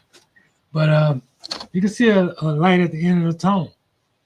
You know what I mean? Because I can recall when you first introduced Hieratic. You know what I mean? Like it kind of baffles the mind just to even consider it. But yeah, it's a work of love. You know what I mean? So it's just like, everything that we're about. You know what I mean? Get us to know who we are. You know what I mean? Unraveling so-called, the mysteries. You know what I mean? Because that's what we did. And I'm just grateful for being here. You know what I mean? And continually re-emphasizing, refreshing, you know what I mean? Like he said, this is completing that circle. That's what we're all about. And I said, just gratitude, God, man. Appreciate all you do, and appreciate all the scribes for all that they do, because they continually to keep me engaged, so to speak. And I say gratitude, God, man, for allowing me to speak. Peace and love. Gratitude for the measure, brother. Indeed. Peace and love. Yeah, this is a journey that has not been embarked upon. Let's think about all the people that have produced information among our people that consider themselves chematologists. Is there one who has written a book on the language of the Egyptians? Is there one who has actually written a book on the Medu Ray and Kemet? Is there one who has written any book based on the Hieratic? Because I'm saying the same thing, but just in different ways. No. So now that's us. We are the ones that do it. If you notice, when it comes to us in this Moorish paradigm, for some reason we have been chosen to overthrow the falsehood.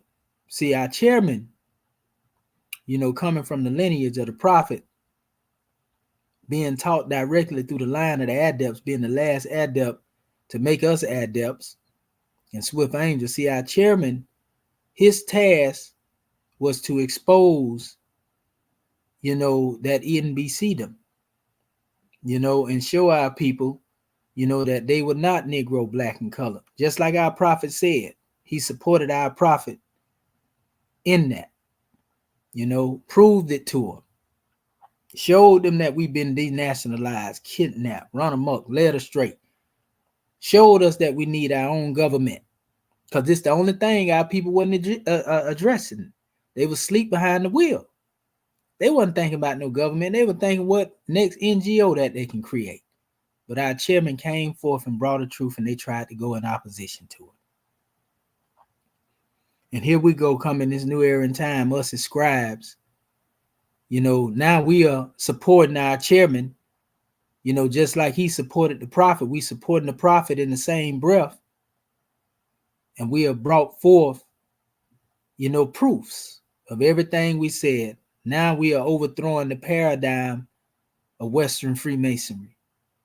We have proven the adept chambers of the prophet to be true. All the way back to even the Piscean records in ancient texts. We can show you these degrees that our prophet brought to us, so we know his footprints were left clearly cut. And we gave that to our family, the Egyptian adept rite of self-initiation. See, all of this is divine design. So we can't help that the ancestors is giving us the task where we are here to uncover all secrets. We are here to bring clarity when it comes to dealing with this truth. And so the same opposition that they come against the prophet with, that they came against the chairman with, is the same opposition that they are trying to oppose myself and my scribes with. But they cannot win. They're going to fight us tooth and nail, but they can't win. So we know what time it is. We know what our assignment is. We know who we are. We know what we were called to demonstrate. And like our brother Marvin Edwards Bay said, we the return of the ancient ones. And we came back to claim what's ours. So that being said, let us call forth our sister Curta Bay, so she can take us in the third heaven. Islam, Islam, Islam. January 15, 1929, a warning from the prophet to be read at every meeting. I hereby inform all citizens that they must end all radical, agitating speeches while at work, in their homes or on the streets. We are for peace and not destruction. Stop flashing your cards at Europeans. It causes confusion. Remember, your card is for your salvation. Failure to obey these orders will be a severe consequence. We are for love, truth, peace, freedom, and justice. And when these principles are violated, justice must then take its course.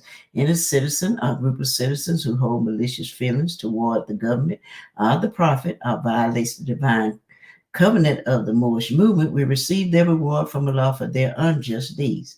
All true Moors will and must obey the law as laid down to them by their prophet. If they lose confidence in their prophet, they should turn in their card and button, cease wearing their turban and fez, and return to the state where I, the prophet, found you. This is a holy and divine movement founded by the prophet Noble Jew Ali. And if the prophet is not right, the government is not right. The prophet, therefore, is sending out the divine plea to all Moorish Americans that they do their part in protecting their prophet and the government. This is an everlasting movement founded by the prophet through the word of Allah to redeem his people from their sinful ways by the order of Prophet Noble Jew Ali. A holy covenant of the Asiatic nations. Ye are the children of one father, provided for by his care, and the breast of one mother have given you suck. Let the bonds of affection therefore unite thee with thy brothers, that peace and happiness may dwell in thy father's house. And when ye separate in the world, remember the relation that bindeth you to love and unity, and prefer not a stranger before thy own blood. If thy brother is in adversity, assist him. If thy sister is in trouble, forsake her not. So shall the fortunes of thy father contribute to the support of his whole race, and his care be continued to you all in your love to each other. Islam, Islam, Islam. This meeting is officially adjourned according to Act 2. Love, truth, peace, freedom, and justice. Go in peace, Moors. Islam. Great class. Great class. Great class. Gratitude. Dr. Gratitude. Shahid, Scribes, family Yeah. online. Love you, Scribes. Love you, Dr. Shahid. Love you, National Grand Chairman. Islam. Islam. Love you, Moors. Love y'all. Islam. Peace and love. Islam, we love your family. Y'all already know. Goodness gracious. Praise be to Allah. Oh, yeah. Great Hey. demonstration. Oh, Yes. we're making it plain now. They ain't got no choice but to eat this angel food cake. I know that's right. They can't run. You can run, but you can't hide. Can't hide. Schism without the schism. That's Ali-ism. Islam. Islam. Praise be to Allah. I want to give honor to our family for checking in as well. Yaqub, Ahmed, Gamma Bay, Born Dog, Charles War L, Tarif Bay, Marquise, Therese, the Great, Avenge the Ancestors, the Nato Basco, Charles War L, creator of the Boundless Universe. We love y'all. And be ready for the next session. Islam. Islam. All right, Scribes. Y'all already know what it is. Uncle Ajet Sanel, life, health, and prosperity be upon you all. Islam. Islam. Islam. See y'all in Sunday school. Peace and love. Peace and love.